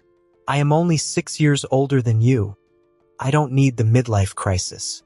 Dabi-san. Close enough. Toshinori offered a small, weary smile that carried a decade's worth of hope. Thank you, young Dabi. You are giving him the armor he needs for the storm ahead. Yeah, well, Dabi shrugged. Let's see if the kid survives the first week before you start thanking me. They exchanged final nods. As Toshinori led the boy away, Dabi watched Midoriya immediately begin scribbling into his notebook with a speed that bordered on manic. The kid was already analyzing a technique he hadn't even felt yet. Dabi stood there for a moment after they were gone, staring at nothing. He had just agreed to train Izuku Midoriya, one of the future greatest heroes, the kid who would one day surpass All Might. Well, he muttered to himself, this is going to be interesting. Behind him, Rumi called out, Your coffee's getting cold. Did she seriously just jump the balcony and sprint back in 3 minutes? Dabi shook his head, a ghost of a smile touching his lips. He turned and stepped back into the apartment, shutting the door on the looming fate of the world. For now, he had breakfast to eat and a rabbit girlfriend who didn't take kindly to being ignored. The timeline could wait until tomorrow. 10 months later. The past 10 months had been brutal for Izuku Midoriya. Every morning at 5 a.m., Dabi would be waiting at Dagoba Beach. Whether the sky was hemorrhaging rain or a typhoon was churning the coastline, the schedule was absolute. A 60-second delay in arrival resulted in an additional hour of training. Despite his easygoing appearance, Dabi was a silent, unrelenting specter of discipline, which is something Izuku learned quite early into his training. Mastering total concentration breathing had been hell. Deeper, Midoriya. You are breathing like a civilian, Dabi would rasp, his eyes glowing with an analytical coldness as he watched the boy struggle with a rusted refrigerator. Your lungs can hold roughly 6 liters, so use all of it and draw the oxygen down until it floods your capillaries, and your blood feels like liquid fire. He forced him to hold his breath while sprinting through the sand, pushing his brain into a state of hypercapnia to force his nervous system to adapt to low oxygen environments. This isn't a technique you activate, Dabi explained, standing over a trembling Midoriya in the 8th month. It is a manual override of your autonomic nervous system. It has to become as instinctive as your pulse. If you have to think about it, you are already too slow. By month 3, Midoriya could maintain the breathing technique for several hours straight. By month 6, he could use it reflexively during physical activity. By month 10, the transformation was visceral. The scrawny, trembling boy had been replaced by a young man with dense muscle fibers and a resting heart rate that would baffle a cardiologist. Dabi had also addressed the boy's greatest weakness, his reflexive paralysis in front of real danger. In controlled, high-intensity sparring, Dabi moved with terrifying efficiency. He forced Midoriya to maintain total concentration while dodging blue flame-heated strikes. Quite literally, he beat the hesitation out of the boy's soul.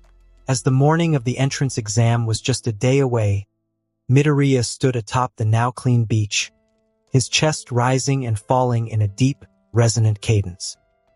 He wasn't the master Dabi was.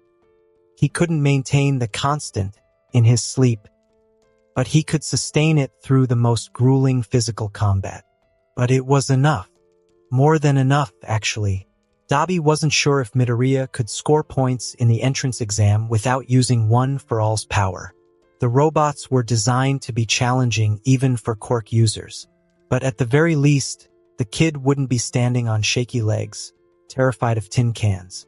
There was something else Dabi was curious about, though. How would Midoriya control One for All after learning the total concentration breathing technique? Because breathing technique was fundamentally about body control. Controlling your oxygen intake, your muscle movements, your energy distribution. If Midoriya had that foundation before receiving One for All, would it change how he wielded the power? Would he have better control from the start? Or would it make no difference at all? That was something only time would tell. On the day of inheritance, the D-Day, where Izuku Midoriya would inherit One for All and officially begin his journey toward becoming the pro hero. And Dabi wasn't there. He had deliberately chosen not to attend.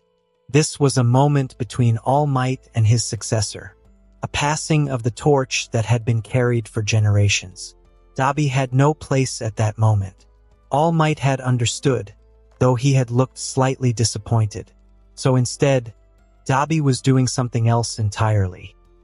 Currently, Midoriya was probably at the beach, staring in shock and horror at the single strand of hair All Might had plucked out, probably freaking out about having to eat it, probably questioning every life decision that had led to this moment.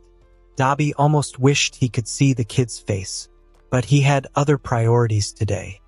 So what was Dabi doing instead? Standing outside a large, traditional Japanese-style compound with Rumi beside him. The Shai Hasaikai compound, secret base of the Yakuza, controlled by Kai Chisaki, better known as Overhaul. Rumi looked up at the imposing structure, then at Dabi. So this is the date you were talking about? Come on, Bunny, Dabi said with a slight smirk. What's a better date for you than taking out some really strong opponents? Her ears perked up immediately. There are villains here? Yep. Dabi's expression darkened slightly. And they are doing something that needs to be stopped. Today. He had weighed the decision for days, whether to intervene now or allow events to unfold as they once had. In the original course of events, Midoriya had grown immensely from his battle with Overhaul. He had pushed One for All to higher percentages, refined his fighting style, saved Eri, and stepped fully into the role of a hero. But that growth had come at a cost. Eri had endured months more suffering. Sir Night Eye had lost his life. Several heroes had been gravely injured. A person also lost his quirk. Midoriya could grow in other ways. There would always be stronger opponents, harsher training, and new trials to overcome. There was only one Eri, and she was being tortured. The decision was made by itself. Dabi laid everything out for Rumi, the Shai Hasaikai's operations, the development of the cork-destroying drug, and, most importantly, the child they were using to manufacture it. Rumi's red eyes blazed even brighter. The whites were actually turning red with fury. Then what are we waiting for? The compound was completely gated off, requiring someone to buzz in for entry. Neither Dabi nor Rumi cared about that. Rumi simply kicked the gate off its hinges, sending it flying into the courtyard. Dabi vaulted over the wall, blue flames already dancing around his hands. Their dramatic entrance grabbed the attention of everyone inside the compound immediately. "Do we have permission for this operation?" Rumi asked as they landed in the courtyard, Yakuza thugs already rushing toward them. "No," Dabi admitted, "but that's why I brought the number 5 hero with me." Rumi grinned, showing teeth. "Thought so." She didn't complain, just launched herself at the nearest group of thugs with devastating kicks that sent them flying. Numbers weren't enough to stop them. Rumi fought like she always did. Aggressive, powerful, and relentless. Her rabbit-enhanced legs delivered kicks that cracked concrete and shattered bones. She moved through the Yakuza thugs like a hurricane, leaving unconscious bodies in her wake. Dabi took a different approach. Long-range flame attacks to control the battlefield. Hand-to-hand combat when enemies got close. Throwing debris and using the environment as weapons. He wasn't trying to show off or prove anything, just efficiently neutralizing threats with minimum effort. The courtyard was cleared in minutes. They moved into the building proper. Ground floor first. Decorated to look like a regular Japanese office, but Dabi knew better. They encountered one of the 8 bullets. Toya Setsuno, a blonde guy with a cocky attitude that disappeared quickly when Rumi grabbed him. "Where's the girl?" Dabi asked. Setsuno spat blood but said nothing. "Loyal. I can respect that," Dabi said, then punched him again. "But I don't have time for it." "Where is she?" Setsuno still wouldn't talk, even after Rumi threatened to break every bone in his body starting with his fingers. But he didn't need to talk. Dabi found the hidden switch beneath a decorative vase. The wall slid open, revealing stairs descending into darkness. "An underground labyrinth," Dabi said. "Villains and their dramatic lairs. At least it's not sewers this time," Rumi muttered, following him down. The underground network was massive. Multiple passageways stretching for what felt like miles. Rooms for various purposes, storage, meeting spaces, and an infirmary. And somewhere down here, a little girl was being held prisoner. They moved quickly but carefully, taking out guards as they went. They encountered resistance, of course, more Yakuza members and a few of the 8 bullets, Overhaul's elite enforcers. Each fight was brief and brutal. Shin Namoto, with his confession quirk, tried to force Dabi to answer questions truthfully. Dabi had simply set him on fire before he could finish asking. Kendo Rappa, the battle junkie with the strong-arm quirk, had been excited to fight Rumi. That excitement lasted about 30 seconds before she kicked him through 3 walls. Hikiji Tingai's barrier quirk was actually problematic, until Dabi realized barriers didn't do much against superheated air.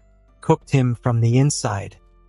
The Yakuza had numbers, but none of them were prepared for 2 pro heroes, one of them a top 10 ranker, tearing through their base. Finally, they found her. A reinforced door at the end of a long corridor. 2 guards standing outside, not regular thugs. These were higher-ranking members based on their confidence. Chronostasis, Overhaul's right-hand man. B-rank villain. Mimic, general manager of the operation. Also B-rank. "I will handle them," Rumi said, cracking her knuckles. "You get the girl." She didn't wait for a response. Just launched herself at both villains with a flying kick that forced them to scatter. Dabi stepped past the shockwave of impact and drove blue flames into the door. The metal warped, locked, and melted under concentrated heat, hinges giving way seconds later. He kicked it open. The room beyond was sterile and cramped. A bed bolted to the floor, a metal chair, and scattered medical equipment. And in the far corner, pressed against the wall, was Eri. She was tiny, white hair, red eyes, and a small horn protruding from the right side of her forehead. Her arms were covered in bandages, and beneath them, Dabi could see the marks of repeated injuries and healing. She looked up at him with eyes that had seen too much. No fear in them, just empty resignation. A child who had learned that adults only brought pain. Dabi was in his hero suit, dark colors, face partially covered by a mask that left only his eyes visible. To a frightened child, he probably looked terrifying. But Eri didn't look afraid, just tired. "Please don't come near," she said quietly. Her voice was small, defeated. "I don't want to hurt you." Behind him, Dabi heard the sounds of Rumi's fight. A crash, a yell, then a devastating kick that probably sent someone through a wall. Rumi had paused for just a second when she heard Eri's words. Then her next kick came even harder, fueled by rage at what these people had done to make a child think she was dangerous. Dabi knelt down, making himself less imposing. "Don't worry, you can't hurt me. And even if you did," he met her eyes through his mask. "I have been through worse, way worse." Perhaps it was the calm certainty in his voice or the quiet resolve in his eyes, the only part of his face she could clearly see. But whatever it was, she recognized the truth in him the moment he spoke. "That's sad. I am sorry." Eri apologized again, her voice small but sincere, because she sensed that this was someone who understood pain, someone who had endured it and come through it, and who did not recoil from hers. "Hey, you don't have to be sorry." Dabi chuckled at the innocence. He then extended his arms. "Actually, I am sorry that you had to go through this." Eri didn't step back. Instead, she jumped forward, small arms wrapping around Dabi's neck. "I am so afraid of this place," she whispered. "Mummy isn't here. It's dark. It's... She couldn't find the words to express the horror of her captivity. There. I am here to take you away from it," Dabi said gently. "And anyone who tries to stop us isn't going to make it out in one piece." That's when the temperature in the hallway dropped. Dabi stood, carefully lifting Eri with one arm while blue flames ignited around his other hand. A figure emerged from the shadows at the end of the corridor. Keikisaki. Overhaul himself. He wore his signature plague doctor mask and white gloves. His golden eyes were cold, calculating, and utterly devoid of human warmth. "That's my property you are holding," Overhaul said, his voice clinical. "I will need you to return her, along with compensation for the damage to my organization." Rumi appeared beside Dabi, slightly bloodied but grinning. "Your property just became evidence in a child abuse case, along with whatever the hell you have been cooking up down here." Overhaul's eyes narrowed. "Mirko, the rabbit hero. Number 5 if I... You are both trespassing in a private residence. I have every right to defend my property." Overhaul's gloves came off. "And since you have already seen too much, I am afraid I can't let you leave." His quirk activated. The ground beneath them began to spike upward, concrete and earth reshaping itself into deadly weapons. Rumi jumped, her powerful legs carrying her clear of the attack. Dabi created a wall of blue flame, melting the spikes before they could reach him and Eri. "Hold on tight," he told Eri quietly. "This might get rough."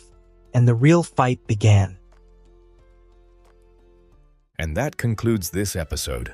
If you enjoyed it, I'd seriously love it if you guys could leave a like on the video, as it genuinely helps out so much, and it keeps me going. Plus, it takes only 1 second.